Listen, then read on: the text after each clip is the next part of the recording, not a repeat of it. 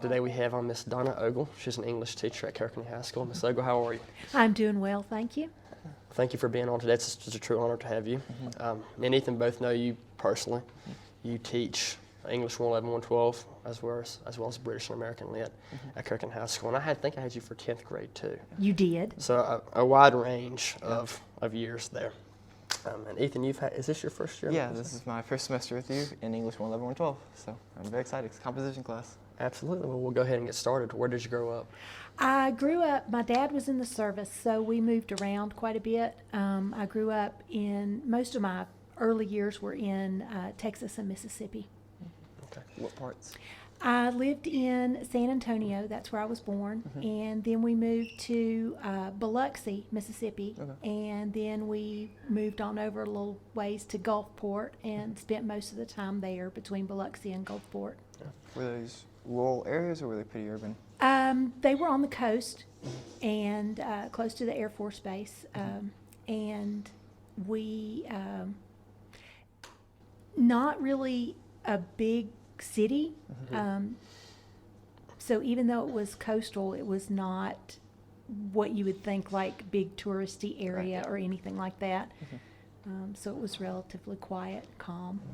What did your dad do in the service? He started out in the Army. He went in when his mom signed for him to go in when he was younger. And he was in the Army. He was a paratrooper. Wow, okay. And he was with the 82nd Airborne. And then years later, when he was going to re-up, the Air Force gave him a better deal. And so he re-upped with the Air Force, and he was in communications. Okay. Was you alive at that point when you re-upped? Yes. Okay. Did you have an opinion on him swapping from the Army to the Air Force? No. I'm pretty flexible with that. Both of my sons are Marines, so I think I've kind of hit almost everything except the Navy, and I had an uncle in the Navy. Okay. So pretty good with that. Yeah. So what did your mother do for work? My mom stayed home. I was talking to a friend of mine the other day, and I said the only time I remember my mom working when I was small, she got a job one time at an ice cream stand. And my dad was very protective of my mom. And I remember she worked there for about a week. And every night we would go and get ice cream. And he would sit there and wait for her to get off work with us eating ice cream in the car. So that didn't last very long. She stayed home. When we moved back here, she went to work in a sewing factory. And she did that for the last few years of her work life. So how old were you when you were on the road with your father, moving around? Up until I was 14. Okay, so pretty old. Yeah. And you said you moved back here. Is that referring to Carroll County? No, Wythe County to Virginia Mm-hmm. is back here. My mom and my dad both were from Wythe County, and we moved back to Wythe County. What led them back to the area? That's where they wanted to be when they actually settled down. And my dad got out of the service. He retired. He was relatively young when he retired from the service. Now, he didn't retire from work, but he retired from that. And they wanted to come back and live close to family. So both of their my grandparents were from Wythe County. Yeah. You hear a lot about the military lifestyle. What happens with the family dynamic? Can you talk a little about that, what it looked like for you? The school and friends. Well, I mean, we met a lot of people from a lot of different places, and sometimes people left, like here, you go to school with somebody for your whole life. When we did that, people, either we would leave or people would leave.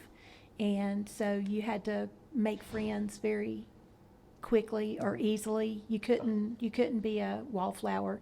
You kind of had to be willing to talk to people and jump in and not be scared to make friends. And so that was, as far as friends go, that was kind of it. It was sort of sad to have to leave people, or when they left, it was kind of hard. And when I was really little, it was I thought about people, but we didn't have the internet and we didn't have a way to keep up, no cell phones, no text messaging, that kind of thing. Yeah. So you just lost track of people. Yeah. How many siblings do you have? I have one sister. How old is she? She is older than I am. She's 8 years older than I am. Okay. Did you have a very close relationship with her growing up? I have a closer relationship with her now than I did growing up, just because when I was old enough to play, she liked boys, and when I got old enough to like boys, she was married, and so we kind of had to catch. I had to kind of catch her. I think you see that a lot with siblings too. Yeah. 'Cause 8 years when you're 10 is a whole lot different than 8 years when you're in your 40s or 50s. So Yes. when your father was still in service, she was already out of the house, right, or moving out of the house. Well, when my dad finally retired, she actually had gotten married, I think maybe a year or so before he actually retired. And we were already back here in Virginia. My dad ended his service. He was at Langley in Norfolk, and he would travel back and forth. So we bought a house, or they bought a house. I just went along for the ride. They bought a house in Wythe County, and my mom and my sister and I stayed there. And then my sister got married, and she moved not too far away from where we lived. Okay. Was your dad your dad was in Vietnam? Yes, right? he was Was in he in the Army Vietnam. or Air Force when he was in Vietnam? He was in the Air Force when he was in Vietnam.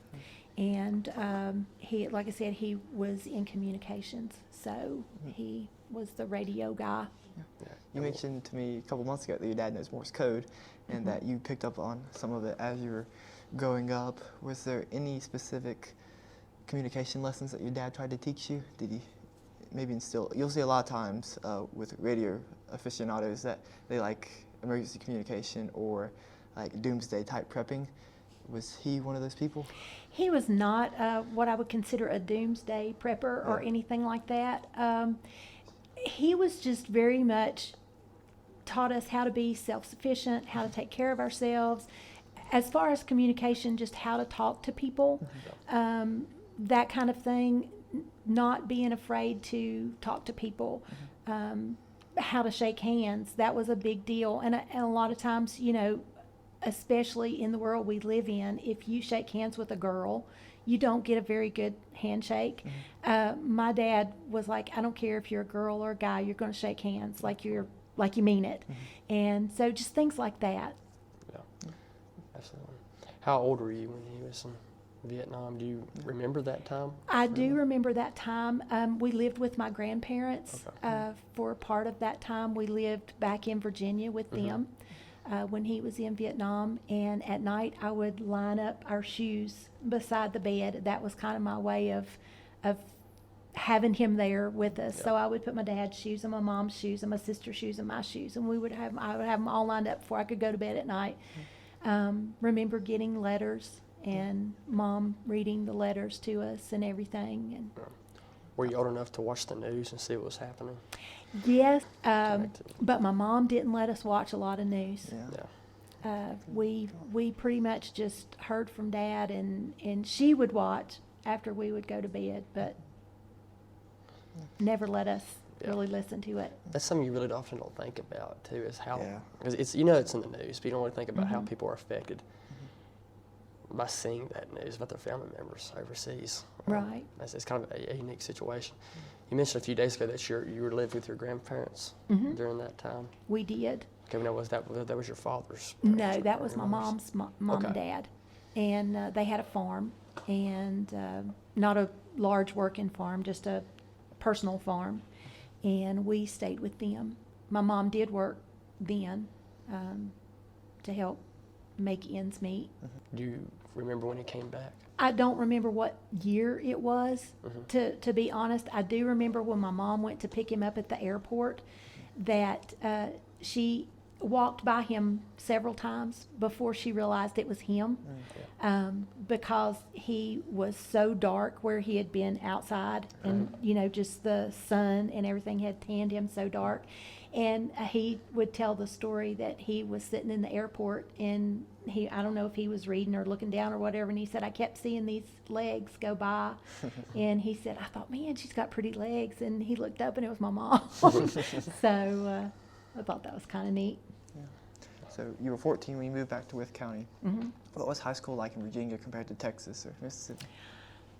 Schools were very different in Mississippi. There was still a lot of, when I was younger, there was still a lot of segregation. Yeah. And so we were not supposed to talk to people who were not white, but we did. Kids being kids, we didn't care. Right. We just wanted to play and have a good time. And when I moved back to Virginia, there were not as many, not as much diversity in my high school. There were a handful of people who were not white, and it's more diverse now than it was then, actually. But again, we didn't think about it. They were just people, and so we didn't really pay attention. Which high school did you go to? Because it's 3 in Wythe County now. Yes, I went to Fort Chiswell. I graduated from Fort Chiswell. Okay. We now know that you went to college. You have a master's degree. During your high school career, did you ever consider going to college? Was that a thought for you, or was it something you decided to do later? No, I always wanted to go to college. I always wanted to be a teacher. When I was a little girl, I would line up my stuffed animals and my dolls, and I would pretend like I was teaching, and I would teach them all kinds of things. That was always what was in my heart.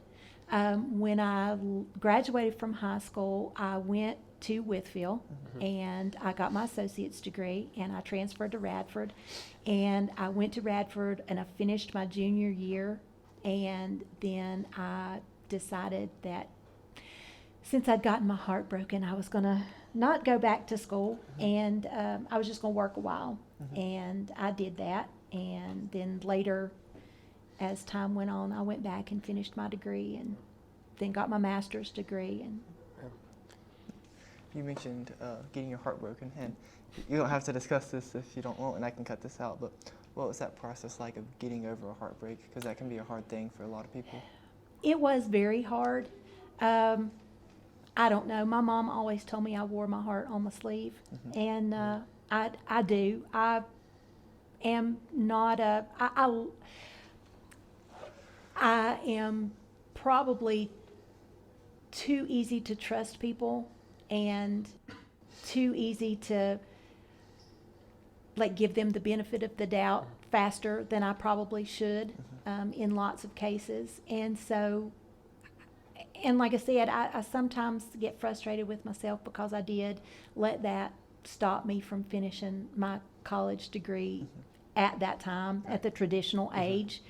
But honestly, even though it was hard, and I think about it sometimes now, and I wish I had gone on and not let that be a deterrent, I think I'm a better teacher now than I would have been if I had come straight out of college at the traditional age and gone straight into the classroom. So it was a difficult time, but I think it served a purpose. Made me a better person. What did your parents think about that? Were they supportive of it, or of me leaving school for those reasons? Well, they weren't too happy about it, but they were not like, go back or we'll disown you or anything like that. They were supportive of me. They, I got a job. I moved back home for a while, and so. Yeah, I would say they were supportive. My parents have always been very supportive of whatever I wanted to do. And I was the first. My dad had some higher education through the military.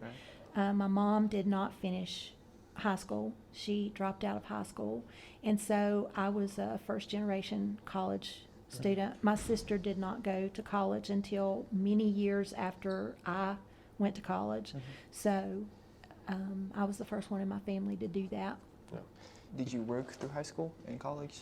I worked through college. I did not work through high school. I was blessed to be able to just be a student, and I loved school, so that's what I wanted to spend my time on. Did you play sports? I did not play sports. I was in the band. Okay, Yeah. You've talked a lot about your student career in class. Can you touch on that a little bit about your work ethic and how you were interested in it? I thought teachers could walk on water. I really put my teachers on a pedestal, and I worked as hard as I could because I wanted them to think that I was a good student. English was easy for me. Most subjects were easy. The thing that I struggled with the most was math, and I still made very good grades. I was in the top 10 of my class when I graduated. Of course, there were only 88 people, so that's, not the biggest feat that it might be in today's world. But I worked really hard to get good grades. But like I said, I wanted to do it because I wanted them to.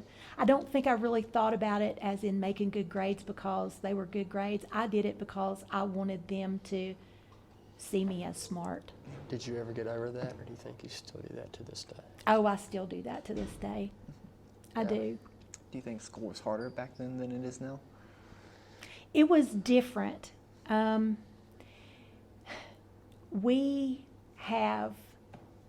had 7 periods a day in my high school. So we had 45 minutes per class. That meant you got in, you sat down, you did what you had to do, you went home and you did homework.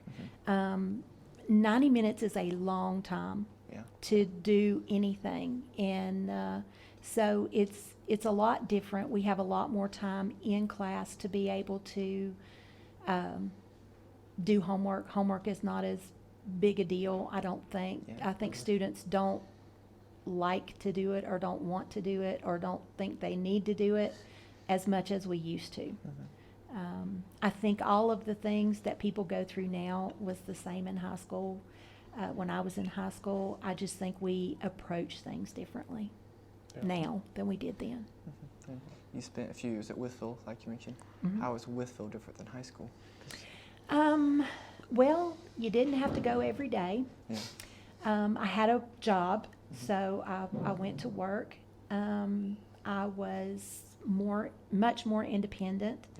I had to advocate for myself, had to learn to do that if I was struggling with something. Even when I was in high school, we do the same thing now. High school is more like if you have a struggle with something, teachers will ask you, are you doing okay? Do you need help? That kind of thing. College professors didn't really do that. And so that was kind of a learning curve.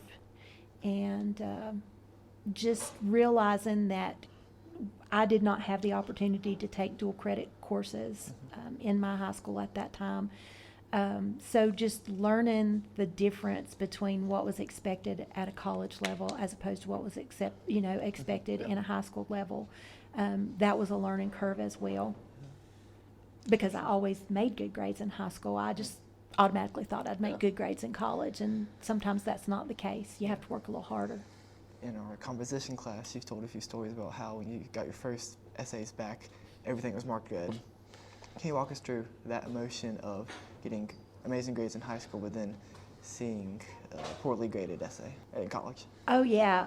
The very first essay I turned in, I was angry because I went and looked right at the grade, and I didn't think about, because nobody had ever told me the comments are more important than the grade. Because in high school, I got a grade. They might have written great paper on there, but that was it. Not anything that was really going to be overly beneficial to help me do better. And I don't mean that critically. I had great teachers. But the first paper I got back, it was horrible. And I had this whole major meltdown. I would have never said anything to the teacher, but I definitely fussed to myself and expressed the idea that that teacher did not have any idea what she was talking about, that I was a good writer, and that she just didn't like me, which, you know, you hear students say the same thing today. But then I took a moment and I read the comments. And when I actually read what she said, and I went back and I read my paper from her perspective, it was like a light bulb went off. And I thought, oh, I absolutely see what she's saying now. This is not what I should have done. I see now. And so I learned to change the way that I looked at assignments, and I learned to accommodate different teachers and how to make it what it was supposed to be for that level. To kind of flash forward into the future real fast, you don't see this much with British and American literature because it's more reading analysis based. But 111, 112 is composition. How do you balance the high school aspect with the dual enrollment college aspect? Do you go full, like your teacher did, into being more harsh with the grades, or do you try to kind of hold back a little bit? I think I grade harder than I do for regular high school classes. Yeah. So I know I grade harder than that, but I try not to be harsh. I try to be as supportive as I can. I try to make comments that are helpful, not hurtful. And I know sometimes students take the comments in a way that I don't mean them, just because they aren't used to people saying anything that is not, oh, this is great. Because I do have students who are upper level students, and they tend to get all A's. And I was that kid. So I understand. I thought I knew what I was doing, but I really didn't. And I think sometimes students come to me and they think they know what they're doing, but they really don't. And it's not that I'm trying to bring them down a notch, but I want them to understand so they don't have quite that hard of a Adjustment. yes. Yes.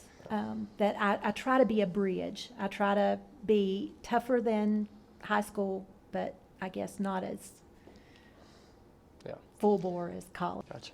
Now to look back, so you knew that you want to be an educator. Mm-hmm. Which educators really affected you in your time in high school? Was there any that had a strong effect on you?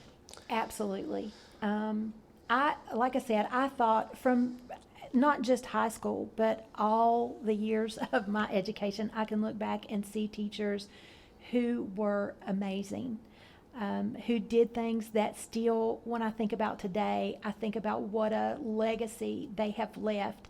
And I've really been thinking about it lately. I had one of my math teachers recently passed away. And I was talking to some folks, actually was talking to some of the other teachers here the other day. And I said, you know, it amazes me to think that I looked at them and thought how amazing they are, and they affected my life and what I wanted to do with my life. And then, so their legacy still lives on. You know, if by chance I might touch somebody's life as a teacher, then not only do I count that as an accomplishment for me, but I see it as an accomplishment for them because they're still touching people's lives.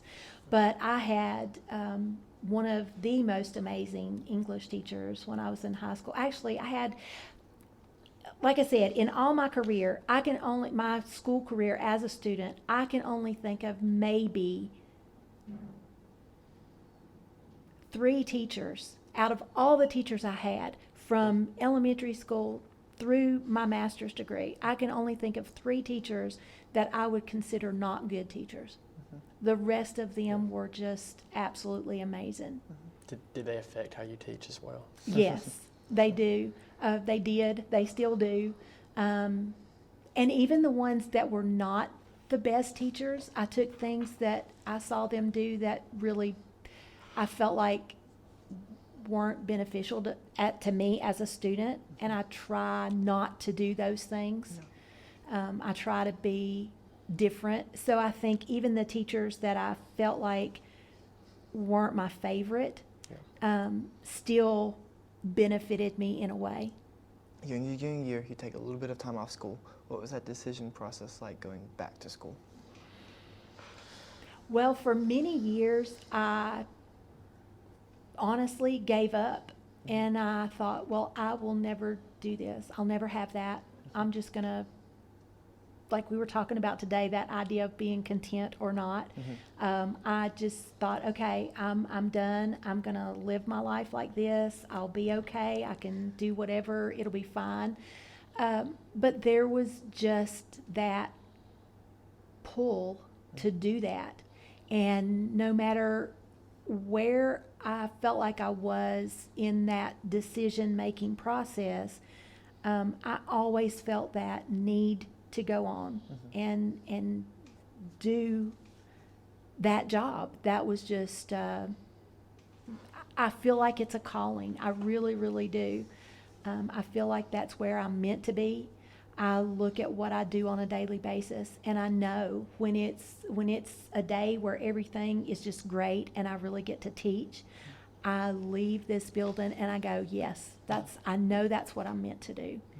And so when I finally decided to go back, I started back to school. And it's so funny because at that point I was married, and I decided to go back to school. And during my finishing up my bachelor's degree, I became pregnant. And so when I had, all I had left to do was to do my student teaching. And school, I was placed already here in Carroll County to do my student teaching. And school started on the 23rd of August. And I had my son on the 22nd. Wow. So needless to say, I did not come to do my student teaching. And so there was another period of time that I stayed home with my son. I had my second son. So until they went to school, I stayed home, and I was a stay-at-home mom. And then once they went back to school, I went back to school, and I finished my bachelor's. I got a job teaching. I taught for a year, and then I went back and got my master's. Where did you teach for that year? I taught in Carroll County. I was actually at Woodlawn, Okay. and I taught 6th grade. And was that English specifically? Oh, yeah. And during this whole process of being out of school, did you continue reading? Oh, yes. I never gave up on I want to reading. touch on that. How did you get into reading? Do you remember that? You mean like initially, how Yeah. did I get into Yeah. reading? Oh my gosh. My mom had every little golden book under the sun. And I don't ever remember a time when I did not love books. My mom read to me before I could read. And then once I could read, it was on. And I was hooked. Yeah. I remember when I learned to read, I was just excited because there was this whole new world that was available to me. Yeah. Yes. I think when your parents or grandparents encourage you to read, that's because my grandpa said I'd never say no to buying you a book, and he didn't. So just that encouragement's really important to backing you up. Did your love of reading influence your decision to become an English teacher specifically? Well, it's funny because I had 3 thoughts when I was in school. When I was in high school, I thought I either wanted to be an English teacher, a home ec teacher, or a Spanish teacher. Okay. So those were the three things that I thought about. And once I went on to college, I realized that yes, I liked home ec, and we don't do home ec anymore. I guess it's called something else now. But I loved it. I loved everything about it. But like I said, I loved everything about school. I know I'm an odd duck, and that's okay. But I realized that I could do all of that stuff and not teach it. You know, I could still do all of the cooking and the sewing and the everything that you learned in home ec, and still be a teacher and not have to just teach that. And so then that got me to Spanish and English. And honestly, my accent was what decided me, because I was not a fluent speaker. And no matter how hard I tried, I could not be a fluent speaker. And so I went with English. And that, I think, has always been in the back of my mind, my first love. And I think the other things were just, they were interests. I would have a degree in everything except math if I could. I think Ethan said the same thing before. Yeah. Yeah, I would. I would have a degree in science. I would have a degree, not chemistry. Just make that clear, because that's the math of science. But I would have it in everything that I could possibly think of if I could just be a continual student. That resonates with me. You mentioned your accent. Do you have do you think you have an Appalachian accent? Because they typically say if you move somewhere before you're 9 years old, that's typically where it settles in by that point. It's funny because my husband and I will go on vacation, and he is a talker, much like I am a talker, and so we never meet a stranger. So we will be sitting by the pool or doing whatever, and people will just, start up a conversation, and they'll look at us and they'll say, "You're not from the same place, are you?" So I don't hear it, but other people must, because we do not. And my husband is from Carroll County, has been here, born here, raised here, whole 9 yards. It is strange because it seems like sometimes the people that are from here you can really tell. Yeah, right. Ethan's from here and you can't really No. present that accent. So it's strange how that works. I know you went back and you got a degree in Appalachian Studies. Yeah. I did. Okay, can you talk about Appalachia for a little while? Because Appalachia kind of gets a bad rap Yeah. It gets a very bad rap. all the time. And sadly enough, the reason why it gets a bad rap is because people were trying to be helpful, but they were not really helpful in that. And they, just like any other media, they chose the worst of the worst to show to try to bring help into the area, and so that just exacerbated that stereotype. Appalachian literature, I didn't even know there was such a thing. I had picked up a book just off the bookstore shelf one time, and I read it, and I thought it was the most amazing thing ever. And I learned later that that author is from Grundy. And if you've ever been to Grundy, there is nothing in Grundy. And it was just amazing to me.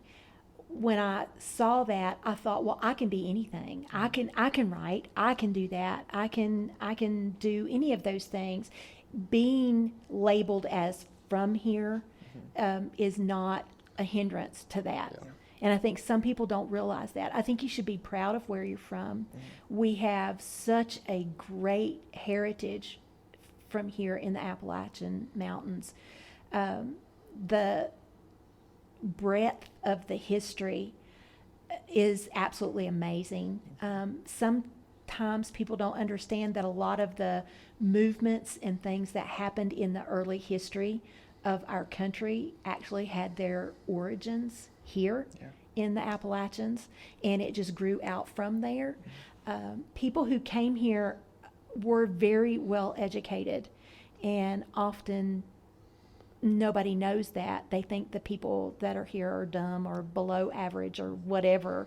But the people who settled here were extremely intelligent, extremely well educated, and they just didn't want to have to deal with people sometimes. They wanted to be independent and on their own and, make a place for themselves, and that gets lost sometimes. Yeah, well, a lot of revolutionary fervor was here too because of the proclamation line of 1763, where they couldn't form west. There's all available land. They were cramped, I think, on the east of the mountains, and they wanted to move west. And so that started a lot of the anti-British sentiments, especially. Yes. But yeah, it is. It's just very interesting, especially being from here. Sometimes I think it's hard to really get an outside picture on what it's like. And I hope the accent doesn't hinder people from advancing farther on in the wider scene. I don't think that it does. I think that people used to think that it did, and they tried very hard to get, and it's funny because everywhere has an accent. It's only when you have an accent from here, from Appalachia, that people sometimes take that as a derogatory thing. I mean, when I moved here, people said, "You talk funny." Well, I did, because I didn't talk like people here, right?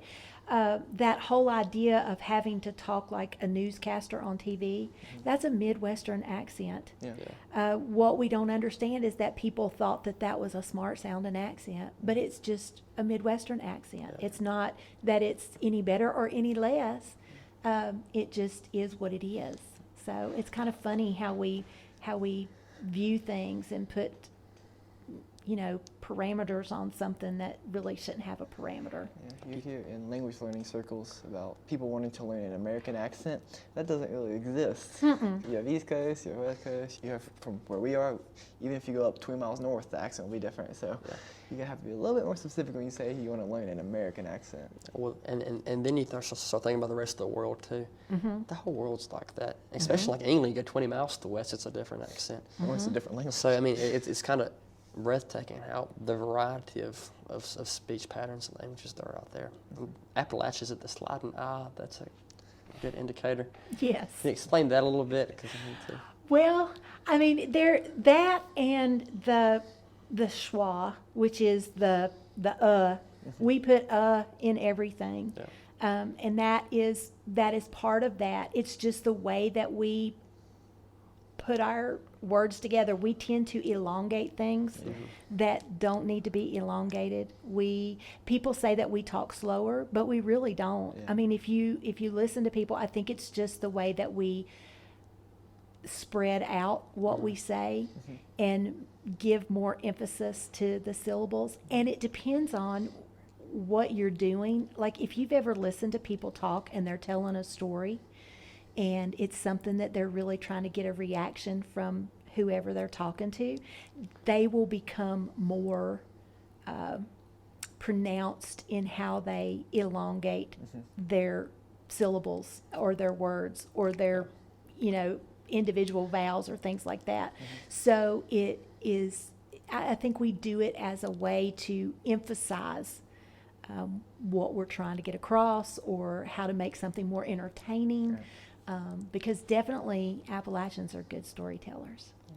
I think the verbal storytelling is one of the hallmarks of it. Yes. People seem to be nationwide and worldwide to be losing culture, a sense of culture. Yeah. Do you think that's happening here? Because Appalachians has always seemed to have a sense of defiance to it. It's people, and I don't think you're not really seeing that hallmark trait anymore in people. I have an article that I have taught from for many years, and it's by Loyal Jones, who is a Kentucky artist, writer, and worked a lot with Appalachian studies overall, worked with the Appalachian Commission to define what Appalachia is and where it is and all of that. And he had a list of Appalachian values that I think there were 10 different things.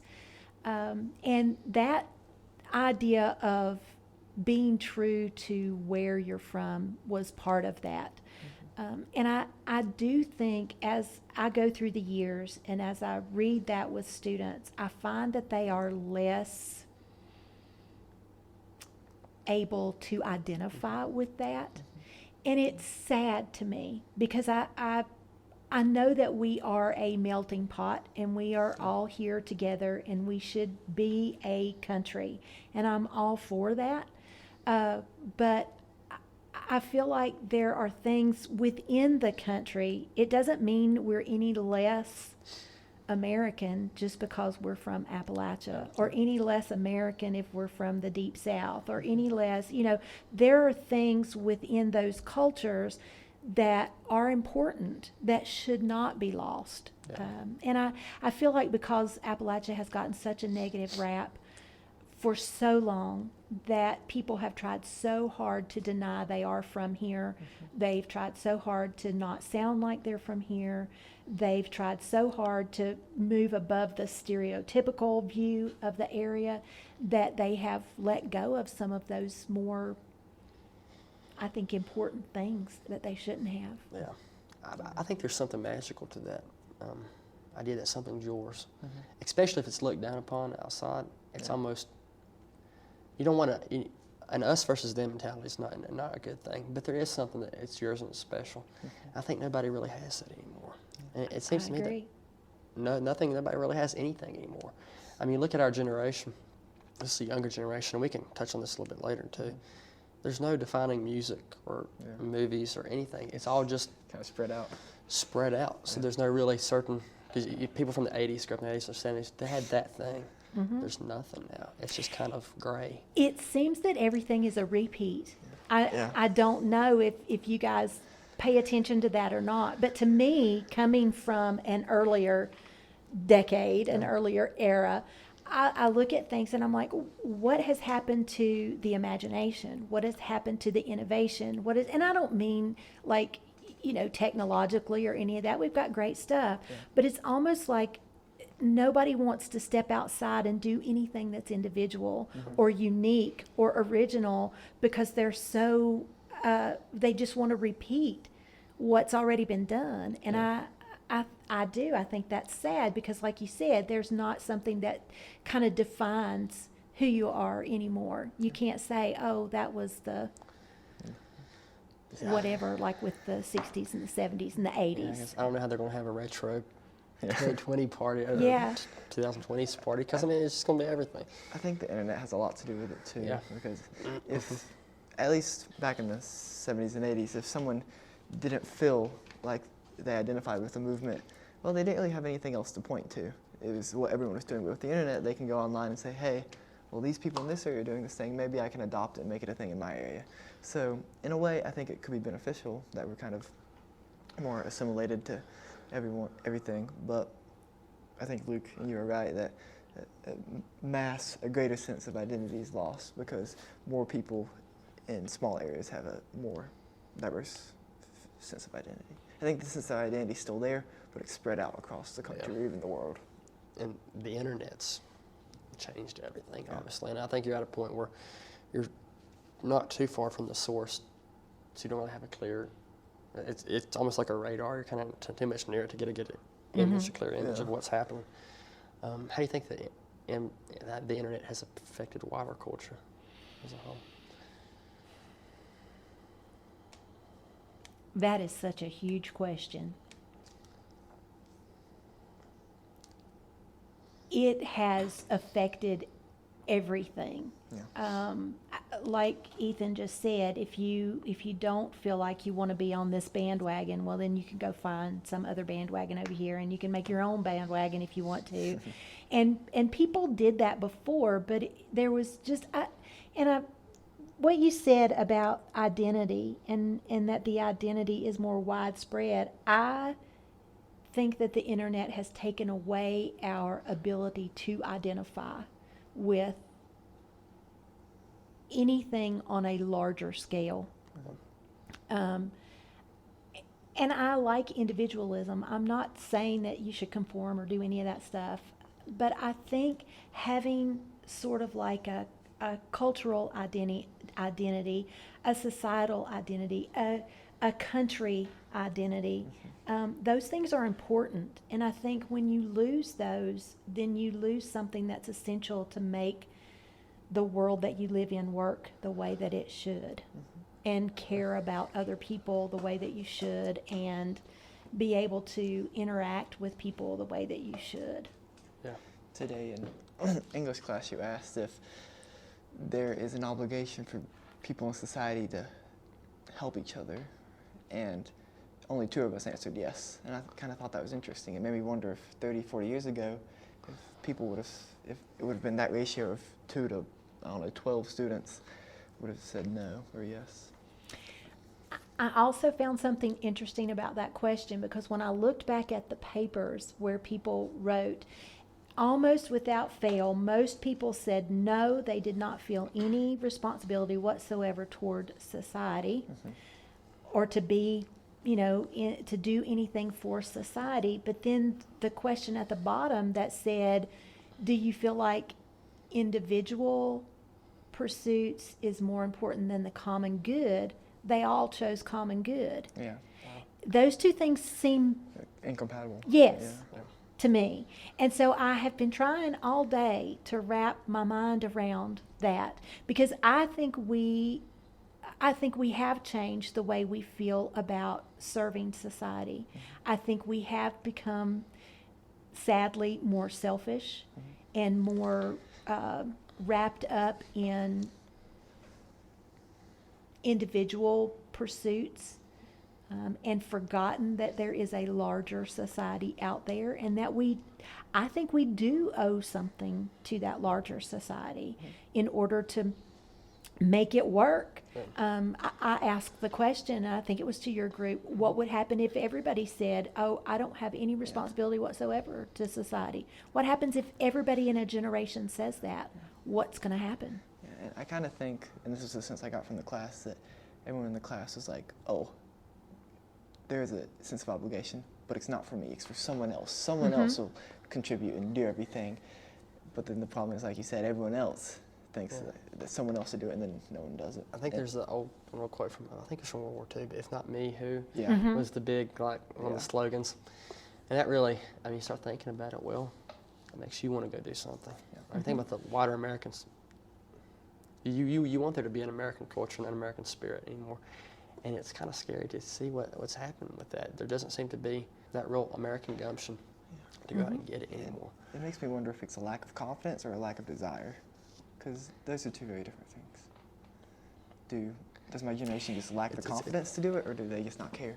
But you know, I don't know, because I don't think that my generation was any more confident about what we could do or should do or anything like that. I don't even think my parents' generation was any more confident. I think we all, it's kind of like we all have to do that, go out into the world thing, and, you know, nobody teaches you every single thing that you have to do in the world.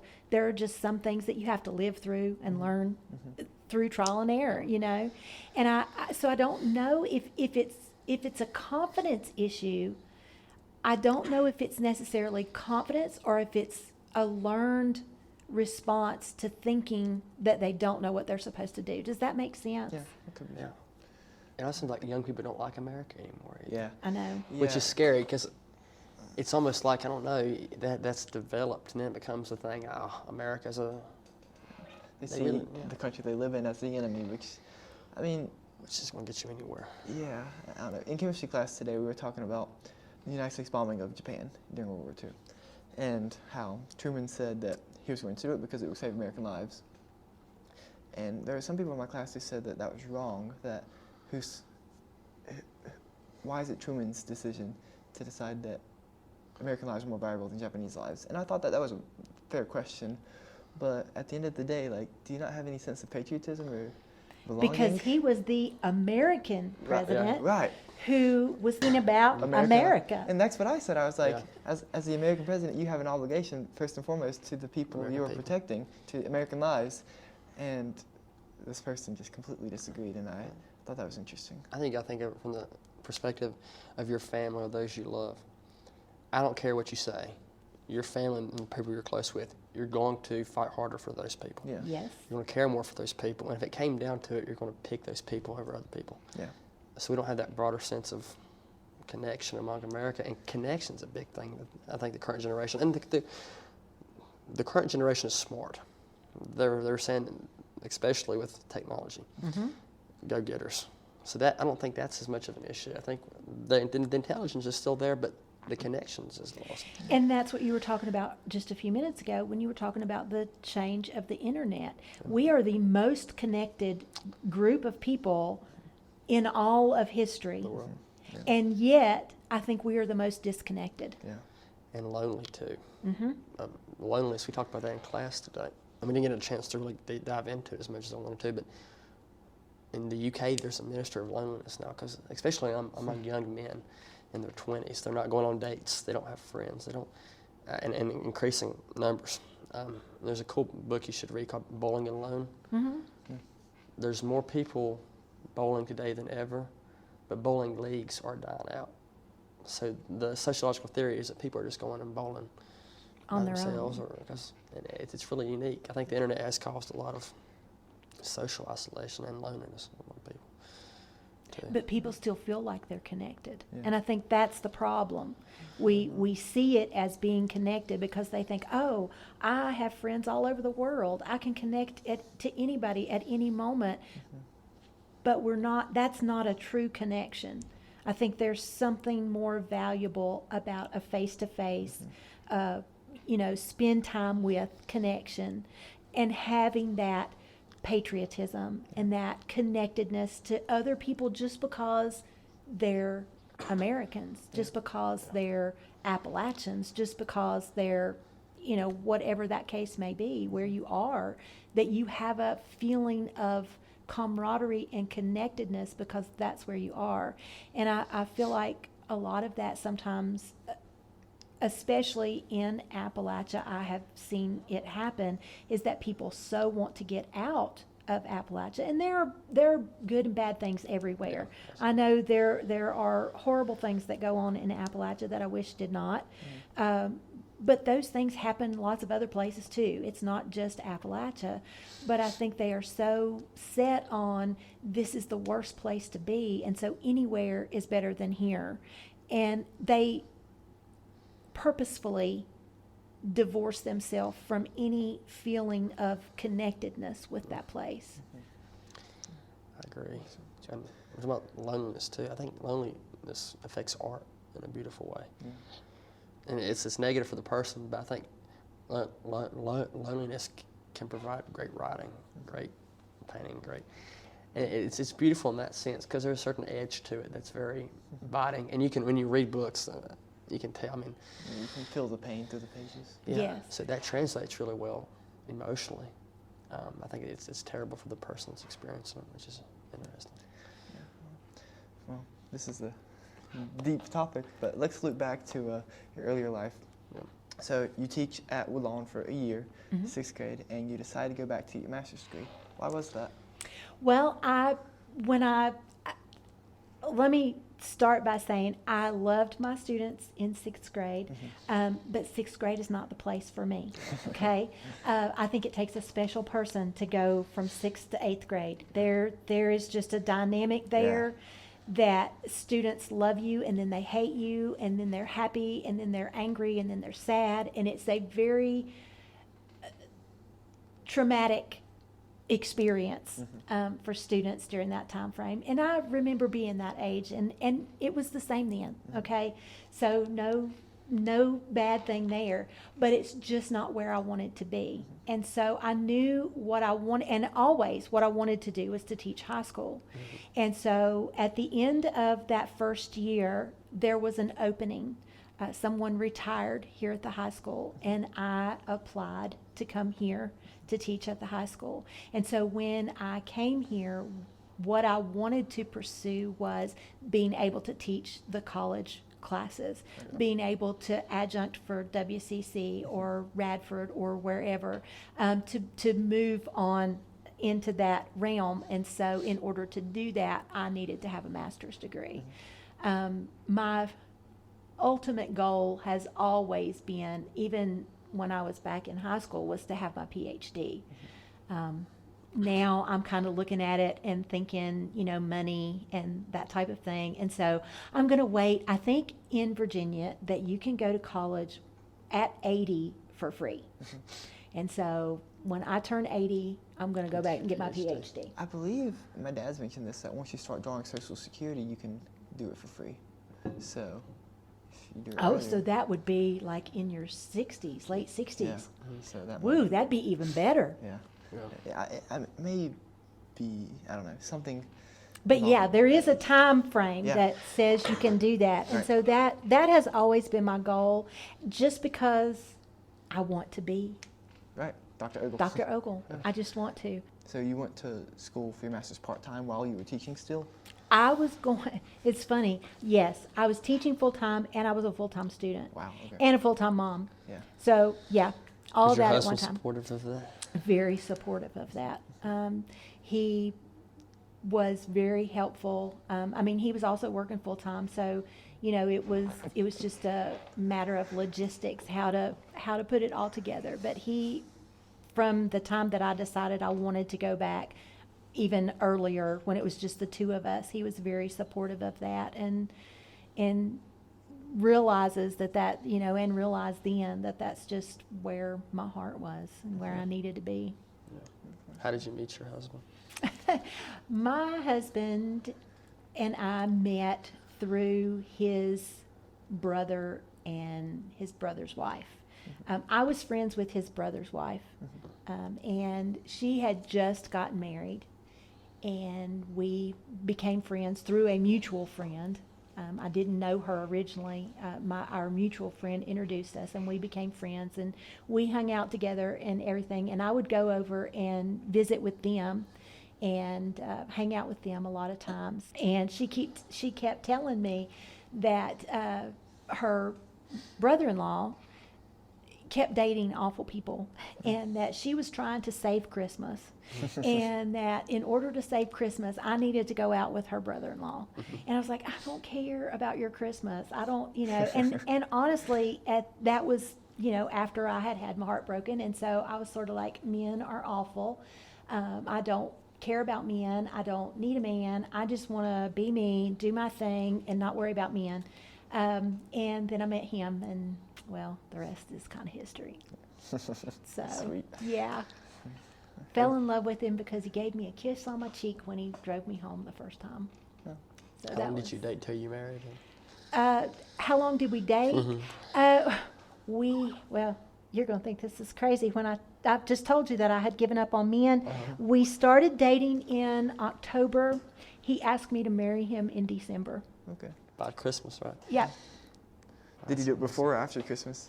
It was after Christmas. Okay. It was actually in between Christmas and New Year's, because he had, we'd already exchanged Christmas gifts and all that stuff.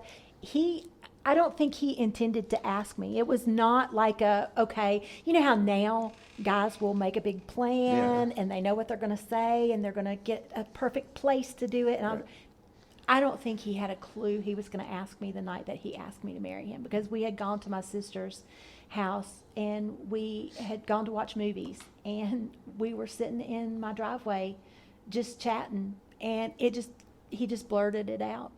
No ring, no nothing, just there it was. And so it's kind of like surprise to him and There me. you go. Yeah. What was your initial emotional state like? Was it happiness? Was it kind of this feeling of uncertainty? When he asked me to marry him? Yeah. No, I was certain. I used to always ask my mom, how do you know? How do you know if you're in love? How do you know if you're in love? How do you know? How do you know if it's the person you're supposed to be with? How do you know? That was my whole question all the time. Because, you're young, you go out on dates, you like people, you don't like people, you think maybe this might be the one, you don't know, and you go through all of that uncertainty.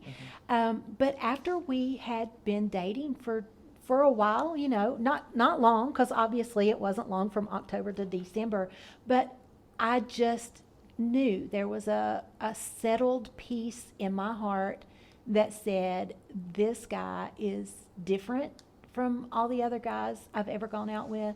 This guy is kind, and he is smart, and he's funny, and he's all the things that I'm looking for, and he's just a complete package. And so when he asked me, I was not uncertain at all. I mean, I immediately didn't have to think about it.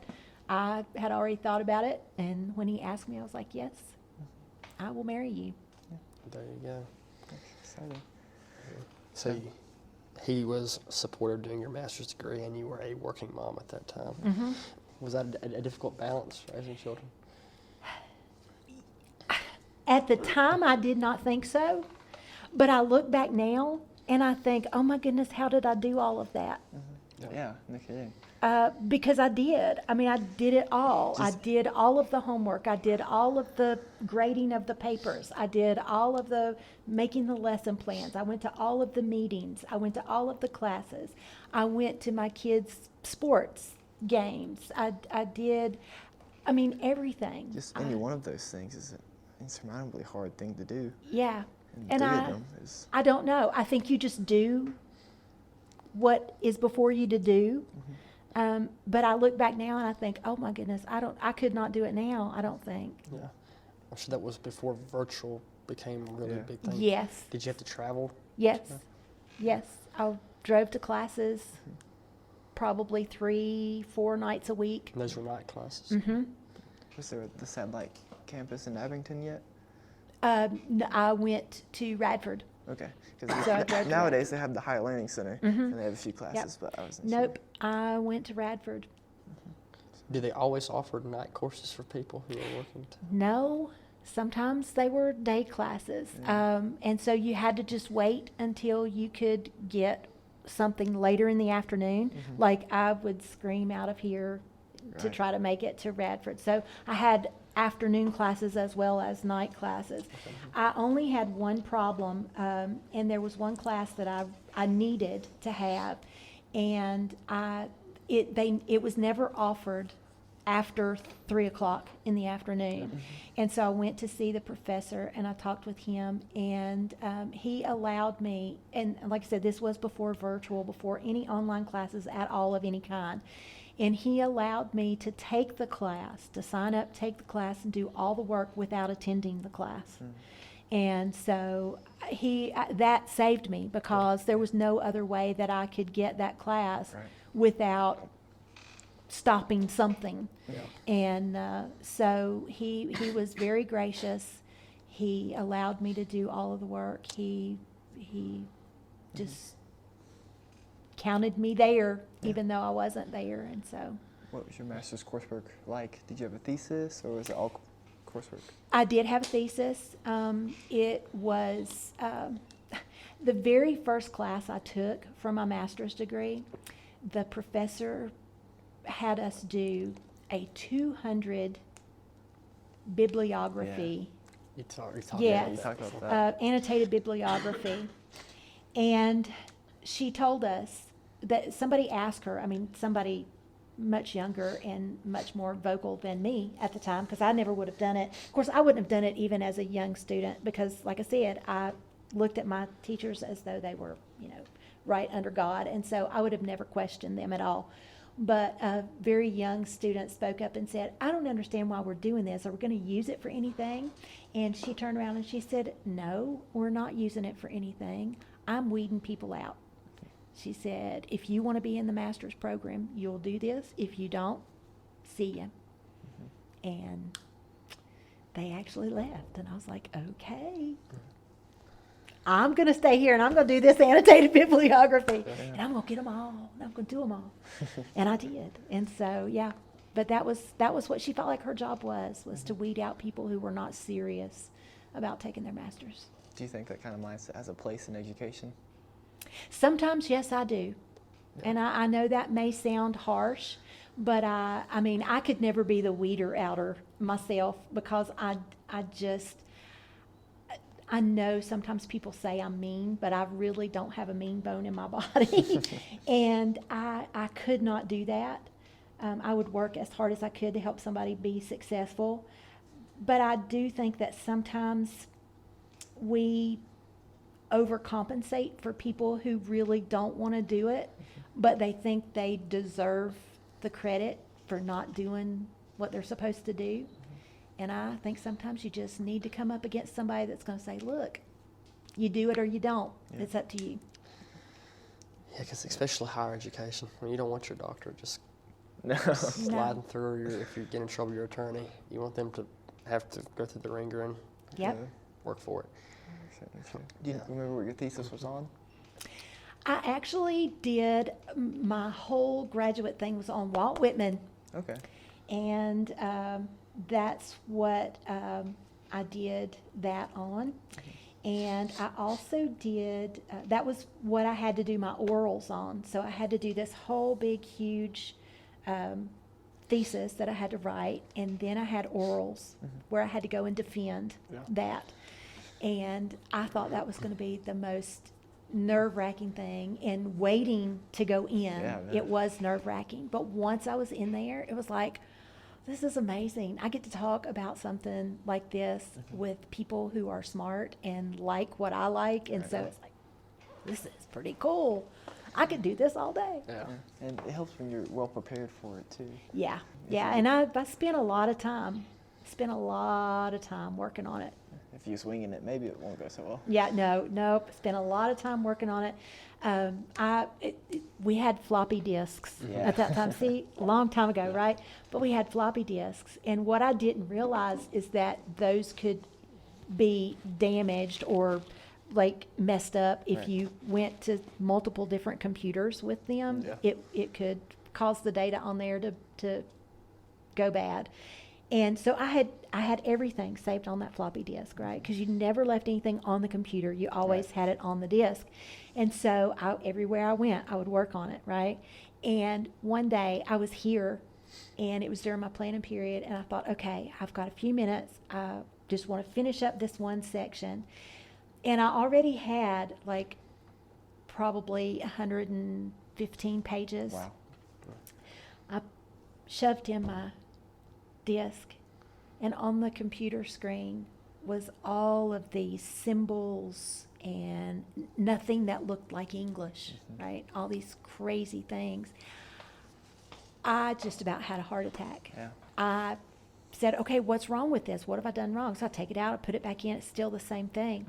So the person who actually was doing the computer classes, I went and I said, I don't know what's wrong with this. Can you tell me what's wrong with it? Is there something I'm doing wrong? Because, I'm not overly computer savvy. I do enough to get along. So he stuck it in there and he was like, oh no. Yeah. And when he said that, because I had 120 pages worth of this thing. And that's the only thing I had was right there. Yeah. He actually got back about 80 pages for me. He was able to salvage about 80 pages. That's why I tell students, and you'll read in my syllabus, save it, save it, save it, put it on a jump drive, save it on your home computer, put it on Google, put it anywhere, print out a hard copy, but save it in multiple places, because that was excruciating. Yeah, I bet. But and that now it's just in Drive. It's all. I know, but I got it and got finished with it, and it was all Did good. it take you a long time to go back and redo it? 'Cause It felt like it did. It felt like it took an eternity, but that's probably not as long as I thought. have you went back and read it? I have, and I got lots of really good comments on it from my professors, and so I'm still pretty proud of it. Did you get to pick your defense committee? I did not. So They just put it together from the English department. did you know the professors that were on it? I did. I knew all of the English staff at Radford. They had and still have an amazing staff. There are some people I don't know now, but their English department was absolutely phenomenal. And I knew all of them very well, so I would have been happy with almost anybody on that committee. Was your master's program when you took your author study classes, or was that? Yes. Okay. Can you touch a little bit about that and explain what it is and how the class works? Well, there was a class that was listed. Like you said, it was just an author study, and you could take that class multiple times because there were different authors that you did. And I started doing that. Part of those classes were in my bachelor's degree because you could take it so many times there, and then you could roll that over and do it in your master's as well. And I started taking them then because it was just so interesting to me to delve deeply into one author and to spend an entire semester just looking at one person, their life, their life's work, all of the things that they had. And it was absolutely great. One of my very favorite classes, not because the author was my favorite, but just because the dynamic of the class was so fabulous, was Jonathan Swift. And the professor, most of the professors that you take who do those author studies, that's their thing. Right. They love that author, and so they are experts in everything about that author. And so you just get more than what you read. You get so much more than that. And the professor who did Jonathan Swift, it was Dr. Brown. I will never forget him. And it was a very small class. We did not have a large class at all. And so we met in his office, and he had a big round table in his office. And we would sit around that table and just talk Jonathan Swift for hours. And it was absolutely fabulous because I felt like I knew that author. I felt like I could figure out, even if I read something new by that author, I felt like I could pick out the things that made it that person, pick out their strengths and the way that they put things together. And so I loved those classes, and I took as many as I possibly could.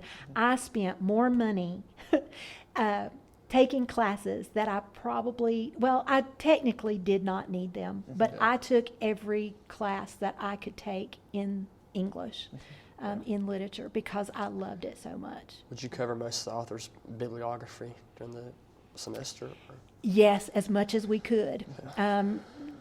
Started with the most well-known works and then worked down from there. But we did not, like you had class on Tuesdays and Thursdays. You would have a novel that you'd have to have read for Tuesday, and then you'd have another novel you had to have read for Thursday. Yeah. So it was not a take 2 weeks to read a novel. Yeah. Well, people complain about reading 20, 30 pages in our class. I like it. I'll read anyway, so it's not that big a deal. Yeah. But I was wondering how that worked with the schedule. Cause you read a novel or two a week. Yeah, that's kind of. I've asked you in my bell work several times how your college classes at Wythe work, because here at Carroll High School, we're a little bit more involved with dual enrollment and everything. We're in here every day. And at Wythe, that's not the case. And you said that they do a lot more writing, but you have to have them ready before each class. So I guess it makes sense that it's the same for your literature class as well. Yes. I think that having the nightly reading and work, as opposed to the maybe more spread out, but just as intense work like you do at Wythe, is beneficial? I think the way that I do it here at the high school, where I try to make it manageable, but I also try to give you as much as I try to balance it. I try to make it the same experience, only because you are here every day. I try to make it more manageable bites, because you do have other things going on. You are still a high school student. And so I try to keep that in mind. Once you're a college student, I'm going to say this, and I know it's not true, but you are basically saying, I know this is what I want to do. I am ready to put forth that effort to do it, and I will make that my priority because that's what I'm working toward. Yeah. Not everybody looks at it that way, but I try to make it easier here, not easier, but more manageable here, because I think it's hard to make that adjustment to say, okay, it's all on me. I have to know how to pace myself to be able to get it all done. I think that's a large learning curve for most students, is learning how to prioritize and how to use their time wisely. And so that's part of what I try to help do. And I know students, they're like, 20 pages? You're kidding? I have to read 20 pages. I'm like, yes. Yeah. If you go on the college campus, you're going to be reading the whole 220 pages. Yeah. So, yeah. Trial by fire. Yeah. So we're reading Of Mice and Men Steinbeck right now, which me and Ethan has read we've reviewed a few of his books on the podcast. I love Steinbeck, so that's a pleasure for me. Did they have a Steinbeck class? They did not when I was there. So I did him all on my own. Yeah. I read him on my own because I loved him. The very first time I read this book, I cried so hard that my mom thought that there was something really wrong with me, because I am a silent crier, okay?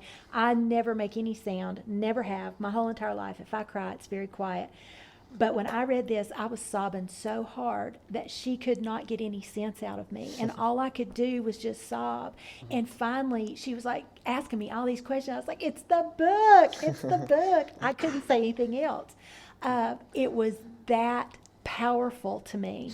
And that's what I want people to get when they read, is that power.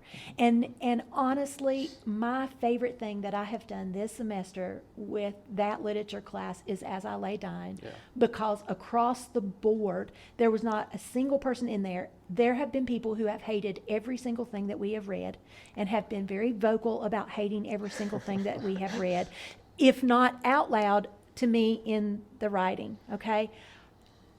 Even the people who started out saying, I'm going to hate this too, ended up saying this is a powerful book. And that's what literature does. Yeah. If you let it, that's what literature does. I remember I was sitting on the porch when I finished of my submit, and then I just had to sit there for a few minutes and be like, I did not expect that. But Yeah. I should have done better as Steinbeck, because I read The Grapes of Wrath earlier, and I know he has a way of twisting his books at the end. And it's like Grapes of Wrath, you're like, huh? Yeah. Because it's just It's just out there. We've reviewed on the podcast, but I don't want to spoil it. But I mean, it's just kind of just like, oh, okay. I mean, Yeah. that's how it is. But with, He doesn't seem to be a very joyful No. writer. So Not at all.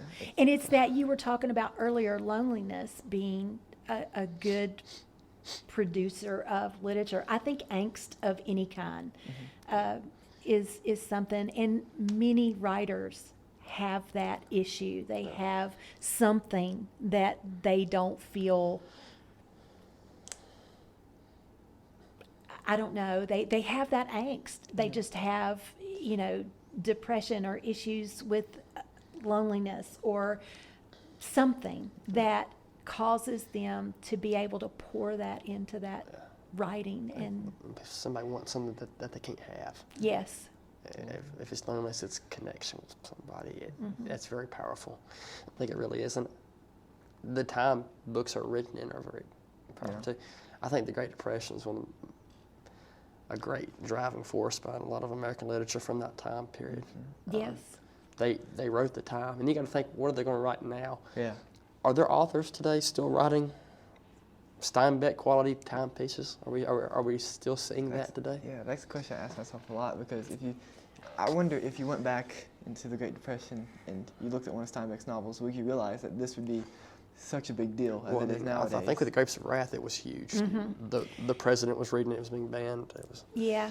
There are some authors, I think, that are noticed and appreciated and are definitely writing their times.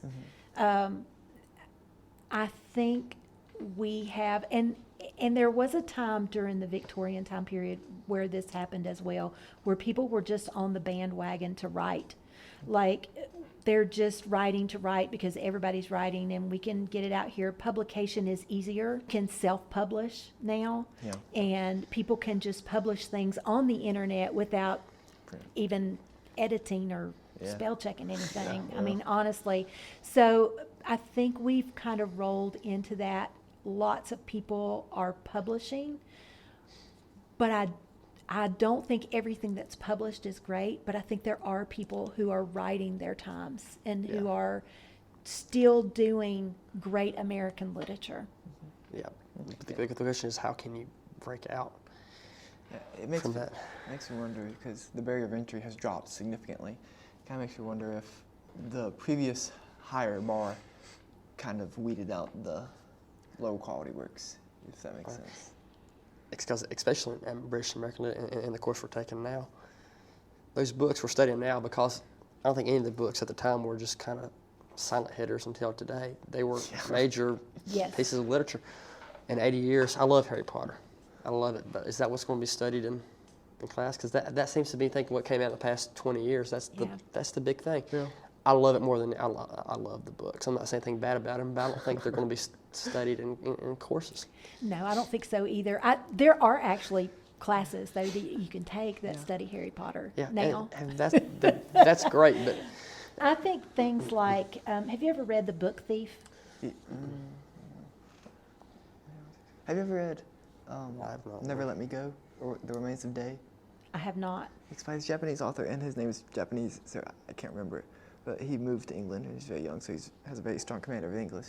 But I think if we look back in 30, 40, 50, maybe even 100 years, he'll be the person that we reflect on as the quintessential writer of this time. Yeah. I think that I think they're there. Yeah. I just think that they don't get as much because we are so inundated with Yeah. the popular fiction Yeah. and I think I said in class the other day, the series, nothing is, Yeah, we were talking about that. yeah, Nothing can just be just that. a book. And Yeah. if it's just one book, I think it can stand on its own a lot better. It gets more of the spotlight. And there's an economic incentive for it. Writers have to eat, so Exactly. I understand. Yeah. It does make me wonder. But yeah, I mean, they're out there today, and I love reading the Steinbeck era timepieces, modern spirit, like Hemingway, and I'm really into that. But I also have a drive to want to go and explore, try to find those new people today. Yeah. Because you can go and talk to them, you can meet them. It's very accessible. People that people are going to be Mhm. studying about in 80 years, you can be and have conversations with them today. I mean, you can talk to the Steinbeck or the Hemingway, but it's just hard finding out who that is. It's kind of like trying to invest in future. Amazon in the 90s. You just don't really know. Yeah. So, I think you should look into Never Let Me Go. It's a pensive story on human rights and cloning, and it's really good. I read it. I haven't read The Remains of Day, but I've heard it's even better than Never Let Me Go. So, and I have both books if you want to. but yeah, we're talking about Steinbeck. Many things are on the Steinbeck, and I think we're reading in class Fahrenheit 451 next. I've read that Yes. one. Love Ray Bradbury. Oh, I love I do taking too. class on Ray Bradbury. He's just an interesting fella. Absolutely. He definitely was interesting. It's like his short stories are some of his. I love his his- short stories. Phenomenal. I'm Yes. going to do my literary analysis on one of his short stories. Yay! I will be excited to read that. Have you read The Foghorn? Yes. That's probably one of my favorite short story of all time. I Yeah. love that short. Talking about loneliness too. That's Yes. It really just captures that moment. I tried to read that with my 11th graders last semester. And they totally did not get that the foghorn and the monster, that the monster was responding to the lighthouse. Yeah. They totally missed it. Like they didn't even see any of that interaction. And I tried to figure out if it was because it's just such a different time and maybe they weren't reading carefully or what. But I was surprised because you usually enjoy that piece. Yeah. I read it at the beach, which was great at night. And you know, I think it's a sad piece. It's very morose. It is very Because he's sad. so lonely. He's been so lonely for so long. He comes and he realizes it's not what he thought he was, and he rages against them. And he goes back. You can get a lot of stuff from that. You really can. Just capture authors that are, I think, successful in that way capture that feeling, and they're able to translate it well. I think it's great. We've read There Will Come Soft Rains. We published that on the podcast. Yeah. Dandelion of Wine, especially. I read that one. Growing up, graduating high school, that book that summer is Yes. just, it's great. I read it last summer. I'll try to read it again because I think it's more pertinent now. Leaving school and stuff. Yeah. When they pave over the tram and the buses come through, it's just that change. And Yeah. I think if you look back at everything we've discussed today, just change is a hallmark in everything you see. I really like All Summer in a Day because it's so Yes. heartbreaking. It's one of my favorite ones. That's the one I'm going to be writing about. Oh, But cool. it just breaks my heart every time. It kind of reminds me of the solar eclipse. Like there's this once in a lifetime opportunity, and then it was taken away from someone. Yeah. But I'm sure we could talk about books. Yeah. Oh, I could talk All about that. books all day. So you graduate your you graduate with your master's. Did you come to Carroll County next, or what did you do? I actually was at the high school Yeah. Okay. when I was working on my master's. Okay. I got you. So Understand. I Yeah, was, sorry. yeah, I was here at the high school and I was doing that. And I taught, at one time we were more sort of, we kind of felt like we had a specialty, which it makes me sad that we don't see English that way anymore. I think the powers that be think that just because it's English in front of it, that it doesn't, they think that it's all the same. But it would just be like saying math is all the same, Yeah. and math is not. Different levels do different things. And that's the way that English is. But anyway, that's a pet peeve, so I'll stop that. But I was teaching 11th grade at the time that I was doing my master's. And so that and SOL testing and everything. And when I finished my master's degree, for a while, one of the principals that we had was very devoted to AP courses. Yeah. And so I taught the AP courses and did those for a while. And then after that, I went on into doing the dual credit. Were you teaching at WCC before dual credit started here? Or did you fall into that afterwards? I started doing that afterwards. Okay. So this is just an interesting pedagogical question for me. What's the difference between AP and dual enrollment or dual credit? Content-wise, not a lot. Yeah. The biggest difference, honestly, is you can get the same amount of stuff, but if you are not a good test taker and you take that AP test and you do not do well on it, then you don't get that AP credit. Yeah. If you take dual credit and you do well and you do the work, then you have that credit. And you do not have to depend on one test to give you that Credits. yeah. To give you that class so that you don't have to take it again. And I think that I think people don't realize that they are comparable in material and in rigor. They feel like the AP test or the AP course is more rigorous, but it's not. It's just that you're preparing for a test, Right. and you have to really gear things toward that test. And sometimes that's difficult. It's just like with the SOL classes. If you get too much into that pigeonhole, then you're going to only do what is necessary for the test, and then you lose out on all the other things that are equally as important. Yeah, sometimes the testing seems a little bit antithetical to learning, Yes. and can't really do much about it. But Like No. Ethan said before, sometimes school gets in the way of education. you said that too. I say it too, but Ethan really hit it home on it, and I think that's it. That can be true sometimes. You need to know the basics. You need to know that. But once you kind of find that what you're interested in going and running with, I don't think that's a bad thing at all. Because I think the more you do it, the more it's going to foster that interest, and all of the better things are going to turn out for you. I agree. But just the standardized testing, I've always thought was kind of a gray area. Because Yeah. do you need it? At lower levels, probably so. I mean, I guess I don't. But the thing of it is, we've had standardized testing. When I went to school, I took standardized tests. The thing of it was, I was taught material, okay? I was taught what I needed to be taught at that level for whatever that subject was. And at some point in the spring, we would come into school and they would go, oh, today we're going to go to the library. We're going to spend the day in there because you got a test you got to take. We would go to, that's the first we heard of it, Right. okay? We would go to the library, we would take that test. 2 or 3 weeks down the road, they would say, well, we got the results back, here they are, and take these home and share them with your parents. And you saw where you were in the percentile ranking and all that stuff. And that was it. We have made them too important in the world we live in today, because one day, one test does not mean that you have mastered anything. You can just be a good test taker and blow it out of the water and not have gotten anything out of the class or learned anything or really challenged yourself in any way. And so we make it too much do or die for that test. And it shouldn't be that way. Like you said, we should be able to, if we're reading, for example, we read Faulkner and everybody enjoyed that. Why couldn't we read Light in August next? And spend time just delving into that a little bit more? That would be an awesome use of our time, and to be able to grow in that because we found that interesting. It's still reading literature. It's still looking at the time period. Now, I'm not saying we shouldn't read Steinbeck at all.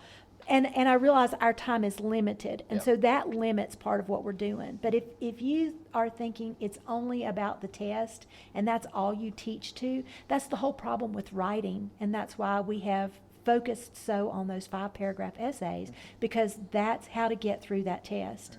And to be able to, everybody, lowest common denominator can do that, see the structure, be able to get it done, and make a passing score on that test. And that's what it's about. It's not about the learning and challenging self and being a better writer. I'm talking about 5-paragraph essays.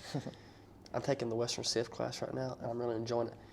But he wants 5-paragraph essays. Same thing with my art history And I'm professor. I got out of it, but then I have to do one of those a week. So I've written 15 in the past, and they're almost 1,000 words, and you just write in a class period. So you have to do that. See, I find myself getting almost back into that just thesis And the statement. thing that I think has made that worse is the online classes Yeah. because it's easy to grade. Yep. You just check. Points, Yes. And I think that is because they have to have grade. They have to see that you've done what they've asked you to do.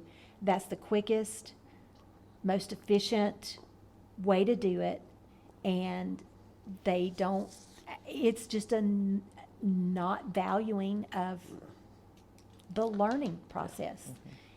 And that distresses me beyond. I like written tests, though. I think if they're actually reading it and going through it, that's a really good indication of what you know. Because if you can pick answer choices, if you can write about it and explain ideas and topics, you really understand it. Yes, you do. So I think written tests are great, really great. I wrote about this in my Q1 final exam for 111, but I think that people taking these dual classes with the idea that they can just shave time off their education, get it out of the way, and that just seems backwards to me. Why would you want to get your education out of the way? To me, it should be a lifelong pursuit, and my classmates don't see it that way. No, they don't. And Luke can tell you, I was flabbergasted because I had students in here tell me that it was just a grade factory. Yeah, right. And Yes. I just sat there and I thought, you mean to tell me that I have spent all of this time and all of this effort to put together what I feel like is good quality instruction? I've put together these assignments that I think allow you to take that and synthesize it and do something with it and actually own that learning. And you're telling me that you don't do any of that. You just do the assignment and turn it in because you want a grade. Yeah. I was appalled, to say the least. Yeah, I remember talking about that. I mean, that hurt. Yeah. I mean, my very soul, the core of who I am, that hurt because that is not what education is. It's not what it should be. No, And I worry about that in this whole, and I realize, I know if I had had online classes, it would have been easier for me to do what I did, but it was not impossible to do what I did.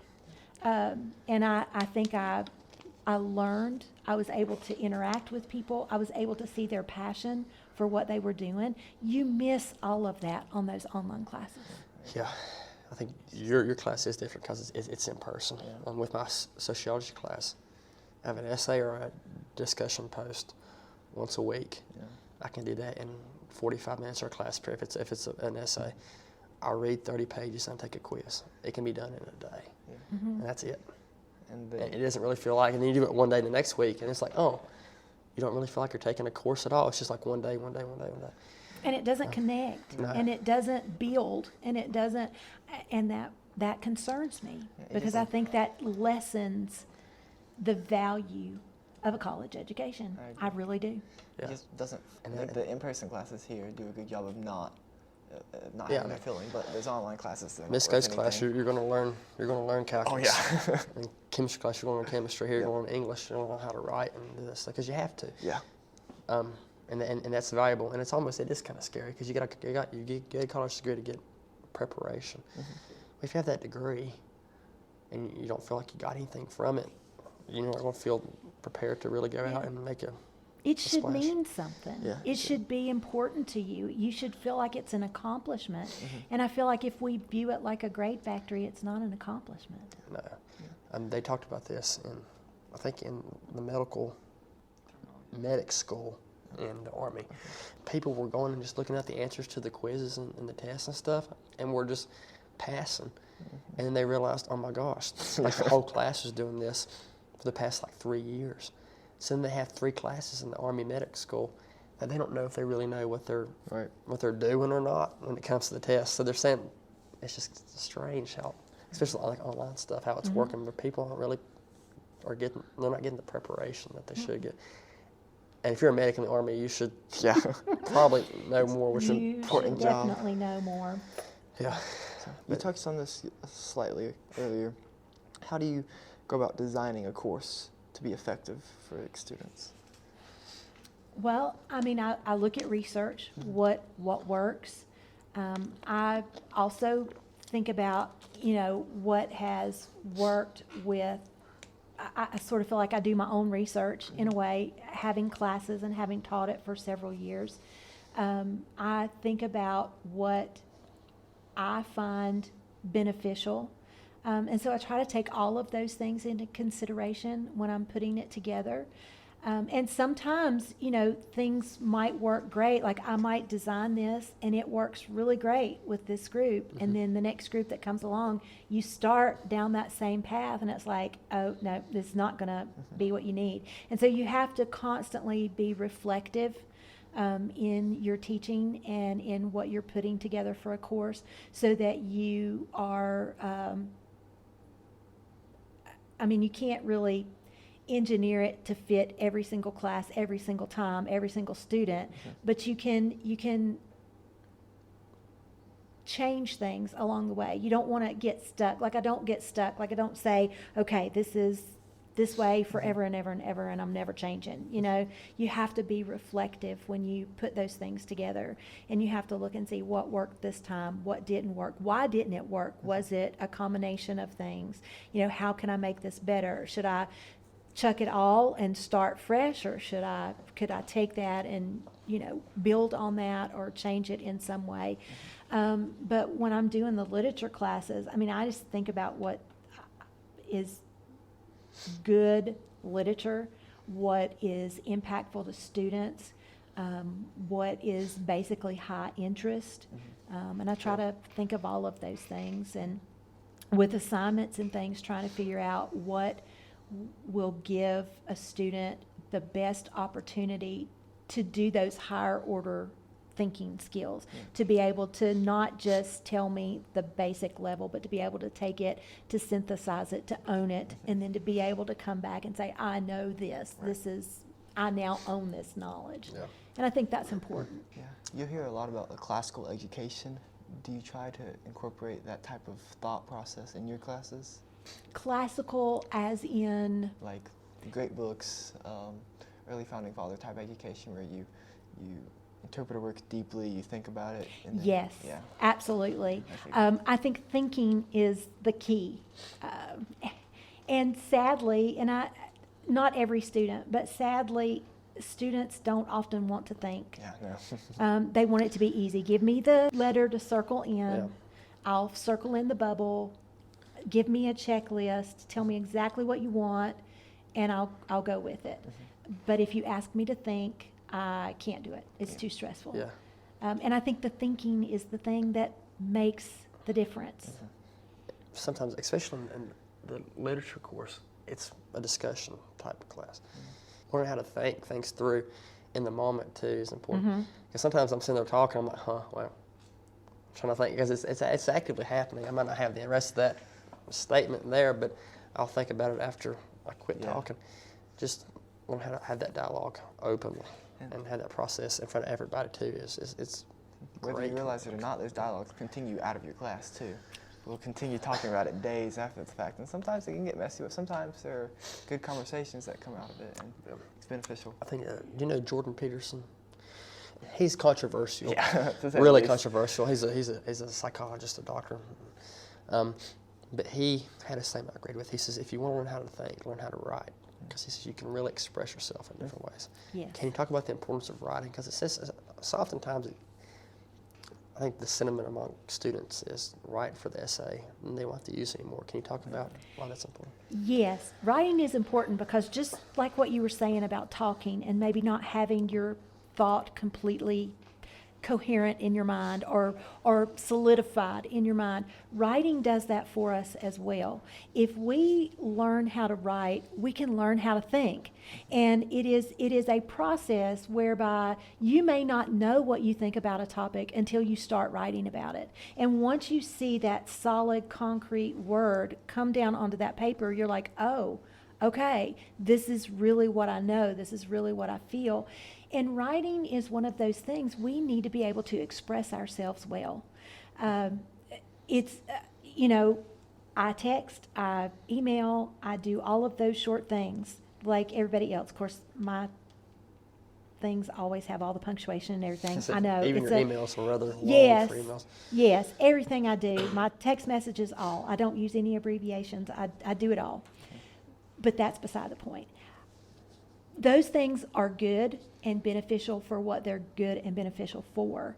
But if you want someone to take you seriously and you want people to see you as an intelligent thinking person, you need to be able to express yourself well in a written way. And when you learn to write, you usually, if it's not just for the grade, you usually have the opportunity, if you take it, to think about it while you write it. So you don't have to just shove it on the paper and go, okay, that's good enough. You have that opportunity to put it there, mull over it, say, well, maybe this is not the best way to say it. Maybe I want to do something else. Even in my job, okay, when I write emails, I have had parents email me or administration email me with questions and things, or being, something that might initially put me on the defensive, like, oh my gosh, and it might trigger anger or frustration or something like that. I will write out everything that I want to say. Do I hit send? No.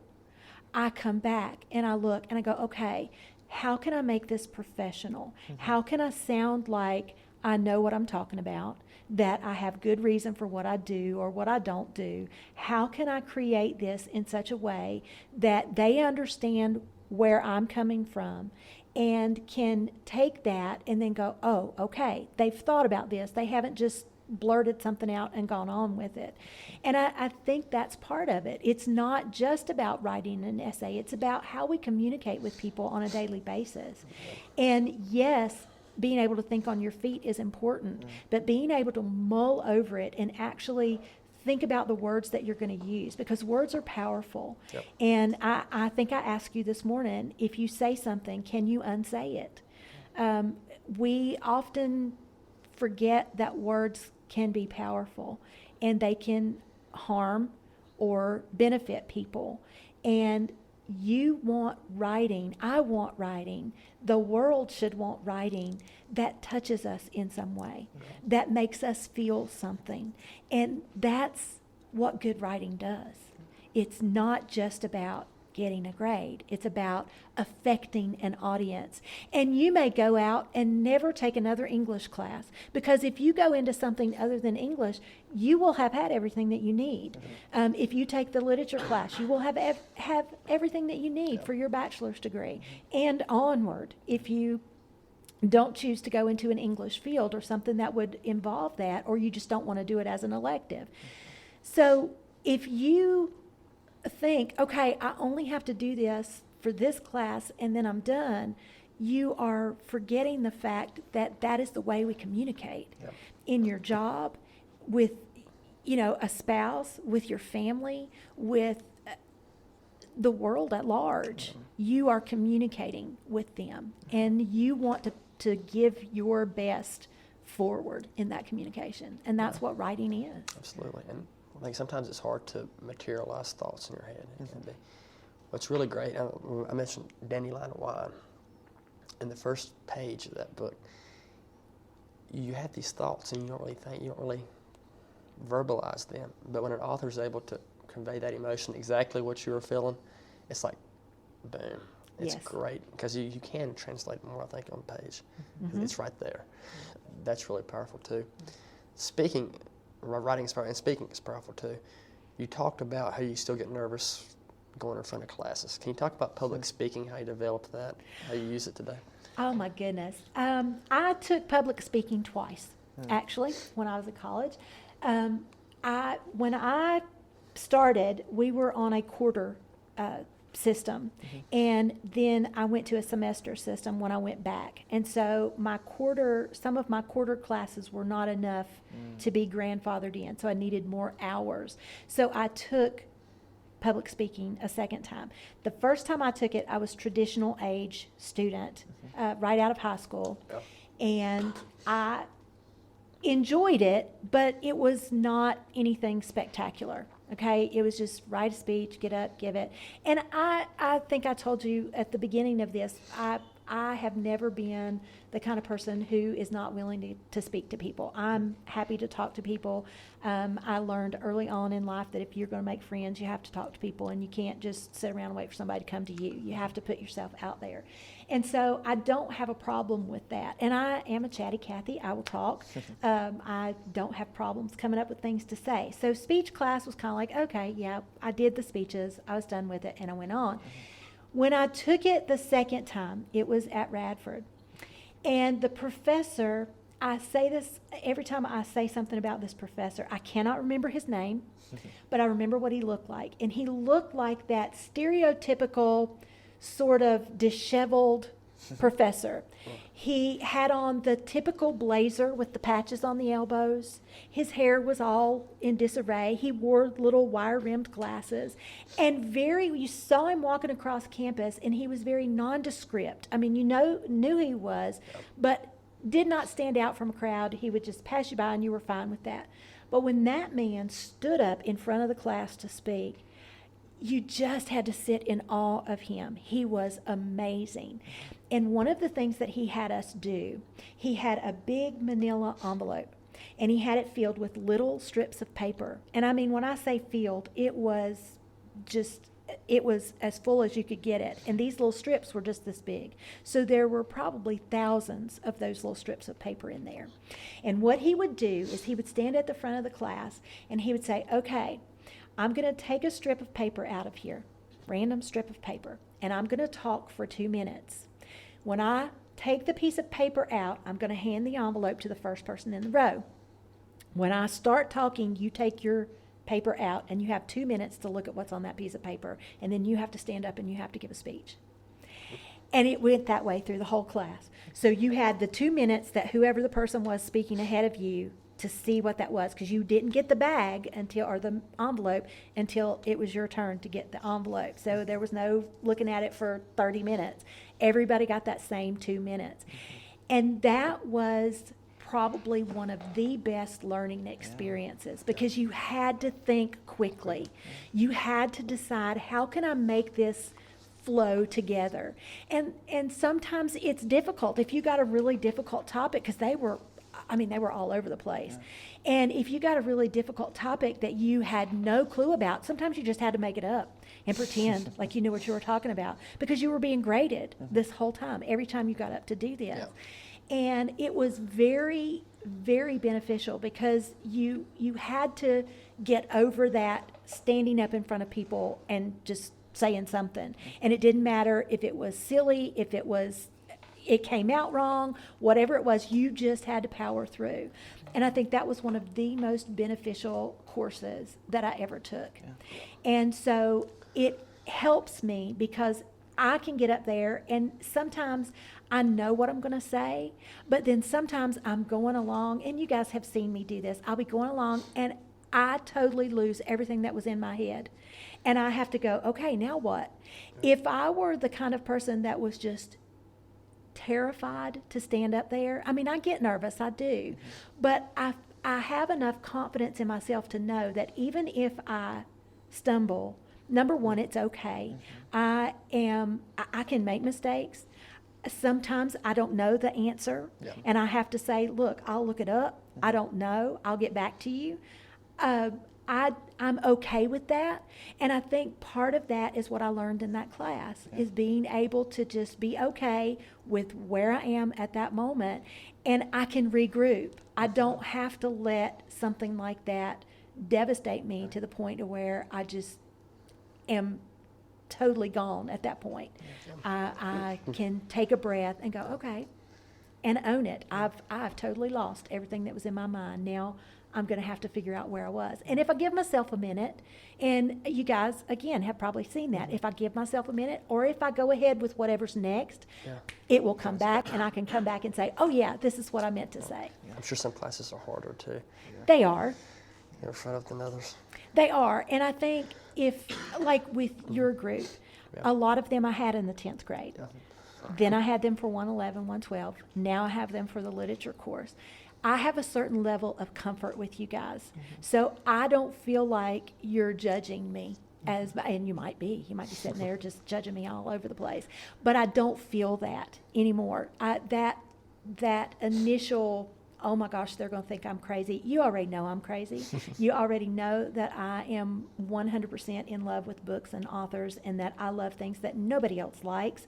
And it's okay. I'm free to do that with you guys. So there is a level of comfort in having students more than once. But yeah, that speech class was probably one of the best things that I ever did. So I was glad that I got to take it twice. Luke and I took one last summer. It was wonderful. I learned a lot, and I know Luke did too, but sometimes I don't feel like we got enough opportunities to get up and speak. No, I took the online class too, which is different. crazy. But what I tried to do is we had to give speeches, 2 big speeches.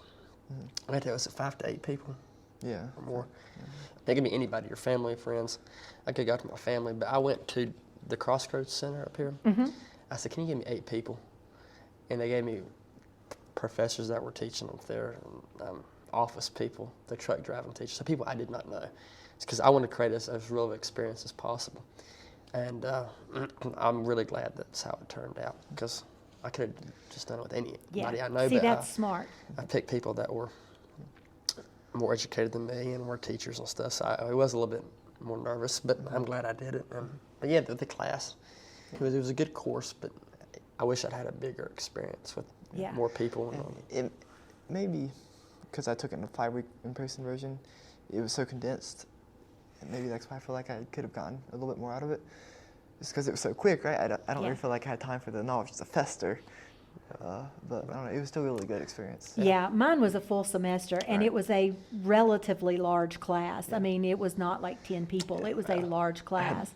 Not hundreds, but, you know, it was a good-sized class. And so you just had to do it, you know. Plus, we had the prepared speeches that we had to then do and be ready for those. But I just think that impromptu speaking was very beneficial. Yeah, we didn't do anything impromptu. And he said at the beginning of the semester that everything you do, you'll have time to prepare for. Yeah, it wasn't written speeches. It was note cards, Yeah. bullet points. So we had to kind of Make it up as you go. So it was kind of impromptu. I don't remember the exact word for it. you had to have it down in your head already, your points. So I thought that was kind of impressive. I didn't know I could do that for 5 to 8 minutes, kind of have everything, plot out what I was going to say and hit it. That was good to learn. And he taught us a little more about not being late to things than anything, which is great lessons. Yep. We hear us joke about it very often. Yeah, it was, I think, 15 minutes early is late. No, 15 minutes early is on time. Is on on time time. is late, On and time is late is late, late is unacceptable. Yes, that's how I was raised. That's what I took from the course, and I think that was worth it. Oh yeah. In itself. But to switch gears here, I know we're getting on. How did being a teacher affect your parenting? Being around kids like that.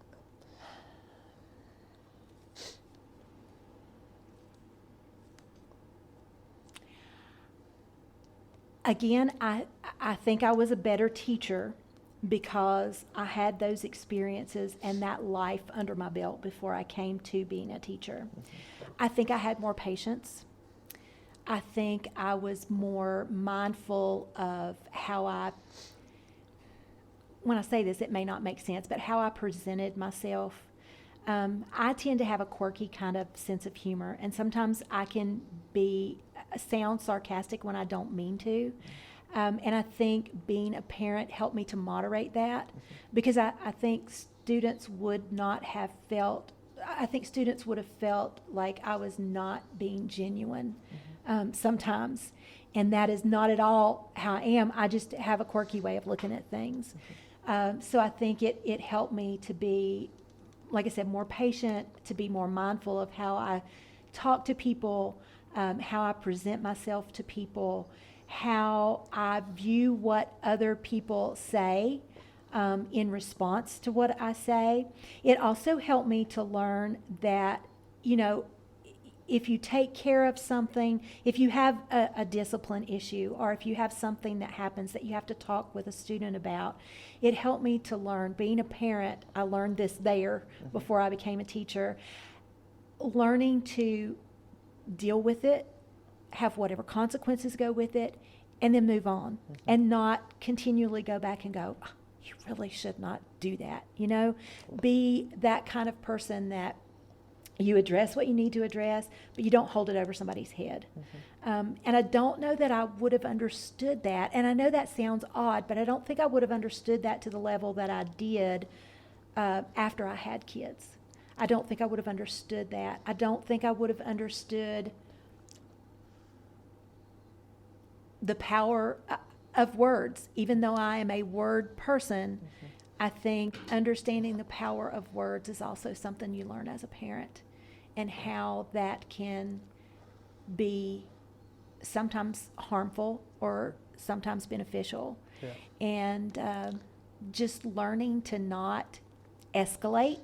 I think that's also something I learned as a parent, because you can't, I mean, if somebody does something and then you're up here all of a sudden, they're just going to come up there with you. Yeah. You're not going to be able to quell whatever that is and redirect it. You're going to have to learn how to do that.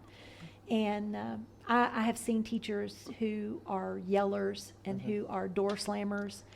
Find myself, you know, I am much more of a, I don't want to do that. If I am upset, I tend to get quieter, just because I don't want that to be I'm going to be up here, because I don't want that to escalate to that point. I want to be able to say, okay, I want to listen to what you say, and I want you to listen to what I say, and we can take care of this.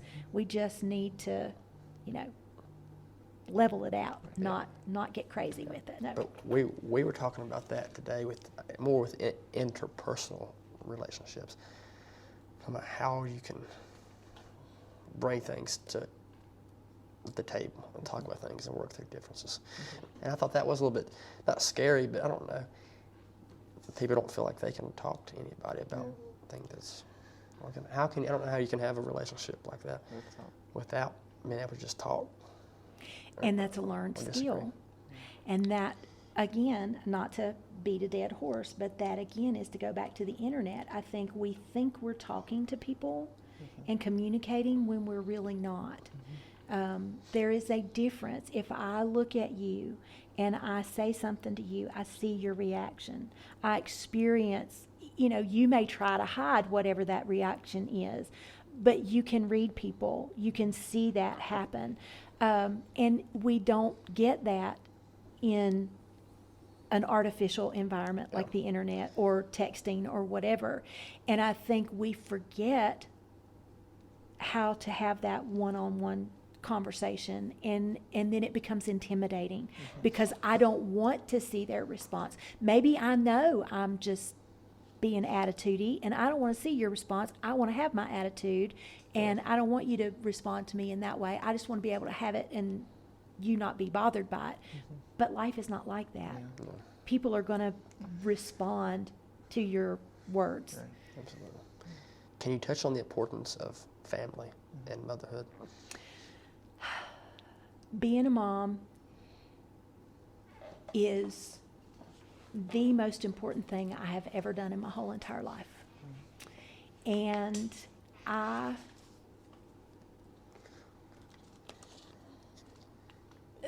there is nothing any more important to me than family. I can't even begin to explain. I used to, my husband does not have a very good relationship with his mom. And they just don't get along well together. And he really genuinely does not like her too much. And that makes me sad because I had a very good relationship with my mom and my dad. Because we moved around, we were the family. And so we do things together. We have always done things together. We're a close-knit group of people, right? And so that's very important. That's your support system. That's who you go to when you have a problem, you know. And so when I had sons, I grew up in a household with only my dad as the male member. It was my mom, my sister, and me, and my dad. And so I did not have a whole lot of experience with males other than my dad, right? And my dad, it was a calm, you know, level-headed, no-nonsense kind of guy. And so I just assumed that's how everybody was, right? Yeah. And, you know, that's not how everybody is, but you kind of assume that. And so then I met my husband, and I saw his relationship with his mom. And when I got pregnant and I had my son, I didn't want to know the gender of my baby before I had it either time. And so when I had a son, I worried because I thought, I don't want to be that kind of mom that my sons don't love me. My sons don't value me as a person. I didn't want to be that mom that every girl they brought home, you couldn't satisfy mom, you know. I didn't want to be those kinds of things. And because I was a stay-at-home mom, a lot of the discipline was on me. Yeah. And I am a disciplinarian. I don't know if you guys know that. I'm very much a straightforward, it is right or it's wrong, you do it or you don't. It's, you know, I'm an organized, put together kind of person, or I like to think I am. And so I kind of approached having my kids kind of in that way as well. I mean, not that I couldn't be flexible, but that's just the way I was brought up, and that's what you bring to the table. Yeah. And so I was the one who was mostly disciplining because my husband worked in the evenings, and so I was home all day with the kids while he slept, and then he would get up and go to work. And so it was mainly me being the disciplinarian, and I would go to bed many nights and cry because I was afraid that my kids would see me as just the person that disciplined them all the time, and that they would grow up and hate me, and they would have to go to therapy because all the problems start with your mom, right? And so I worried about that. And one of the best things that I could ever say is I can be at home and my sons will call me or send me a snap or something, and they'll say, heard this song and was just thinking about you, or I just wanted to tell you I love you today, Mom. I cannot tell you what that means to me as mom. I will go to my grave thinking that's the best thing I've ever done, is be a mom. And I think everybody ought to have kids. Everybody ought to experience that and understand what a powerful love that is to have for another human being. Because as much as I love my husband, it's different. Yeah. You know, that parent love is very different. And it's hard. That's why I tell you guys all the time when it comes this time of the year, and I say give your parents some grace, because it's hard for them to let you go. It's hard to find that balance, you know. They want you to go out and live your life. I want my kids to go out and live their life. And I still struggled with it, even knowing that's what I wanted. You know, it was hard to not want to fix it for them all the time, because, you know, when they were little, Mama could fix anything. And then when they get older, Mama can't always fix it. And you're always going to be a mom. No matter how old they are, they're going to be your little boy. They're going to be your little girl. And it's just the best thing ever. That's beautiful. As we're wrapping up, we have a few questions that we like to ask everyone that we interview. And I'll go first. What advice do you have as someone who is looking to become either an educator or a writer or someone that is involved in the arts? Okay, as an educator, I would say really look in your heart. I mean, it is not a job that you're going to get rich from, okay? I had a teacher tell me when I was in high school and she found out I wanted to be a teacher, she spent many class periods at the board telling me why I didn't want to be a teacher. And I thought that that was sad because she felt that way about it. I would never, ever discourage someone from doing it. It is not, like I said, a job you're going to get rich from, but I would say examine your heart. If that is where your heart is, then you will be satisfied or content or whatever word you want to put on that. You will feel like you have accomplished something if that is what is truly in your heart. Because I mean, and it's sometimes a thankless job. I'll be honest. There are years that go by that nobody ever says, man, that was really, I enjoyed that. They may hate everything, and they may be just look angry all the time and never smile and never say good morning or anything. But then you have that one day where somebody comes in and they give you a note that says, or send you an email later that says, I really appreciate when you did XYZ, or I really learned something that I could apply later. That makes it worth it. And if that's really where you need to be, then those things make it worthwhile. And you realize that you make a difference. Even if, this is 4 small walls in here. Yeah. It's a small rural school. I'm not, going out and creating something like the cure for cancer. But, I might make a difference in somebody's day. And that is worth it. And that's what I would say. Just be sure that that's what you want to do.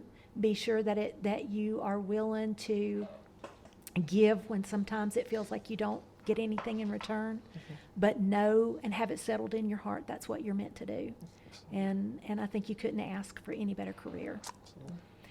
And writing and in the arts, oh my gosh, just keep doing it. Don't stop doing it. Don't feel like, and even if you never become famous at it, even if you never have 10 books on a shelf and nobody's ever studying what you write, if it's your desire, do it. And share it with people and be true to that gift, because I think it is a gift. If that is something that you love to do, practice that gift and just keep plugging away at it and take chances. Send things out. You never know when you might be accepted. Lots of people who go into those fields with art, especially of all kinds, whether it's writing or painting or acting or any of those things, they may go for years and years and years and never be seen as having anything worthwhile and have tons of rejections, and then all of a sudden it's your go. Yeah. So just keep at it, keep practicing, keep giving it your all, and even if you don't do it for anybody but yourself, do it for yourself. Do you write yourself? I do. Do you ever plan on publishing? I send things out. The last few years, I haven't sent out as many things as I had. I still write, and I have had some scholarly pieces published. Yeah, I saw those, actually. Oh, did you? Yeah. Oh, well. I found them online. How awesome is that? So I have had those published. And so that is encouraging. It encourages me to feel like, oh, well, maybe because sometimes I feel like, well, I'm not good enough to do that. I read people like Faulkner and I go, I'm such in awe of that. And I think, how did you do that in 6 weeks with very little editing? While he was working, too. Yes. It's just amazing to me. And I think, well, I don't have that talent, but my talent's different than his talent, And so I try not to get discouraged, and I think having those things that people have appreciated helps me to then be able to feel good about still doing it. Where do you see yourself in 10 years? 10 years. Well, I will probably be retired. from teaching. I will still always be a teacher in my heart. I do it no matter where I go. It's like with my family. If my family needs to know how to do something, and this is the funniest thing to me, because they won't just Google it. They call me. And they're like, can you tell me how to do this? And it might be something I have not a clue. And I might have to go Google it. But then I can translate that back to them. So it's just ingrained in me. So somehow or another, I will be teaching something, not in a formal educational way. I may still be doing Wythe, and doing some classes that way, but I will probably be retired from here. And I hope to be spending more time writing and more time reading and more time just enjoying words. Absolutely. Some of these are rapid fire, but that's totally how. Yeah. Who's your best friend? My best friend. Oh gosh, my husband is my first best friend. We do everything together. My best girlfriend is probably my niece. She is, as I said, my sister had her, and we are closer, almost as close in age as me and my sister. And so we have lots of the same interests. We are natured a lot the same. And so we just, we're very good friends. And that kind of goes with the idea of family too. We're just, Awesome. You're a close bond. Yes, sir. And my last rapid fire question is, we ask every teacher that we interview this question: what do you do during the summertime? read, and read. Yeah, I do. I do a lot of reading. I have books stacked up beside my bed. I have books stacked up beside the places that I sit in the living room. I have books stacked up in the kitchen, and they all are in my to-read pile. And so I typically read new things, but I also reread things over the summer, just because there's some things that I enjoy so much that I want to go back and reread. I spend a lot of time journaling. I like to do that. I craft a lot. I work in my flower beds. I don't do like vegetable gardening anymore. I used to do that once upon a time, but I just don't have a lot of time to do that. That's a lot of big work there. But I spend a lot of time digging in the dirt. I enjoy that. Spend a lot of time with family. Barbecues and that kind of stuff. Just trying to decompress. Do you enjoy the alone time? Yes. Because we talked about being lonely earlier. That's different. Yeah. Being lonely, I think it's not having being people. lonely. I like being alone sometimes. I mean, that reading and just having that alone time is great. Do you value that? Yes. I would consider myself an extrovert, okay? But I also have introvert tendencies. And I had somebody explain this to me, and it made perfect sense in my head. It was like, oh, that is so cool. I am an extrovert, but I crave silence and time just by myself. I think me and you talked about that. Yes. To not have to answer anything, to not have to be in charge of anything, to just be alone in the silence. And that rejuvenates me. That time, I need that time alone to be able to be an extrovert. I feel like that's part of what I need, to be able to put myself out there and to communicate with other people and to be there for people and to be, to do what I do. I have to have that. And if I don't have that, I feel like I suffer. I feel like I get to the point to where there is just nothing else for me to give out if I haven't had that time to be alone. And I do not mind silence and alone time at all, at any time, morning, evening, dead of night. It does not bother me to be alone. I enjoy it. Absolutely. And my last question, before we wrap up with our final question, is what advice do you have for young people who are just making their way in the world? They're just starting out. Be true to who you are. Do not change yourself for anybody or anything. Have your beliefs set in your heart and stick with those things. Don't let people talk you out of what you believe. That doesn't mean that you have to be obnoxious. It doesn't mean that you have to be combative, but just know what you believe and keep it close in your heart. And most of all, be true to yourself, and don't worry about what other people say or do or think. Be true to who you are. And if you have to change yourself for other people to like you, then those people didn't like you to begin with. Yeah. Be who you are and own it and enjoy it, and the right people will be in your life regardless of whether that's friends, significant others, whatever it is. Those people will come and want to be with you, not with some fake you that you've tried to create. Our last question. It's a bit of a doozy. It is a bit of a doozy. You might even consider it a cliche, but we know how you feel about those. That's okay. But that is, what is the meaning of life to you? I think that we are all here for a purpose. And to me, if you do not acknowledge the fact that you have a purpose here, I think it leads to a meaningless life. I think finding your purpose is part of what brings meaning to what you do. I have said that meaning for me is leaving a part of myself that will continue on when I leave here.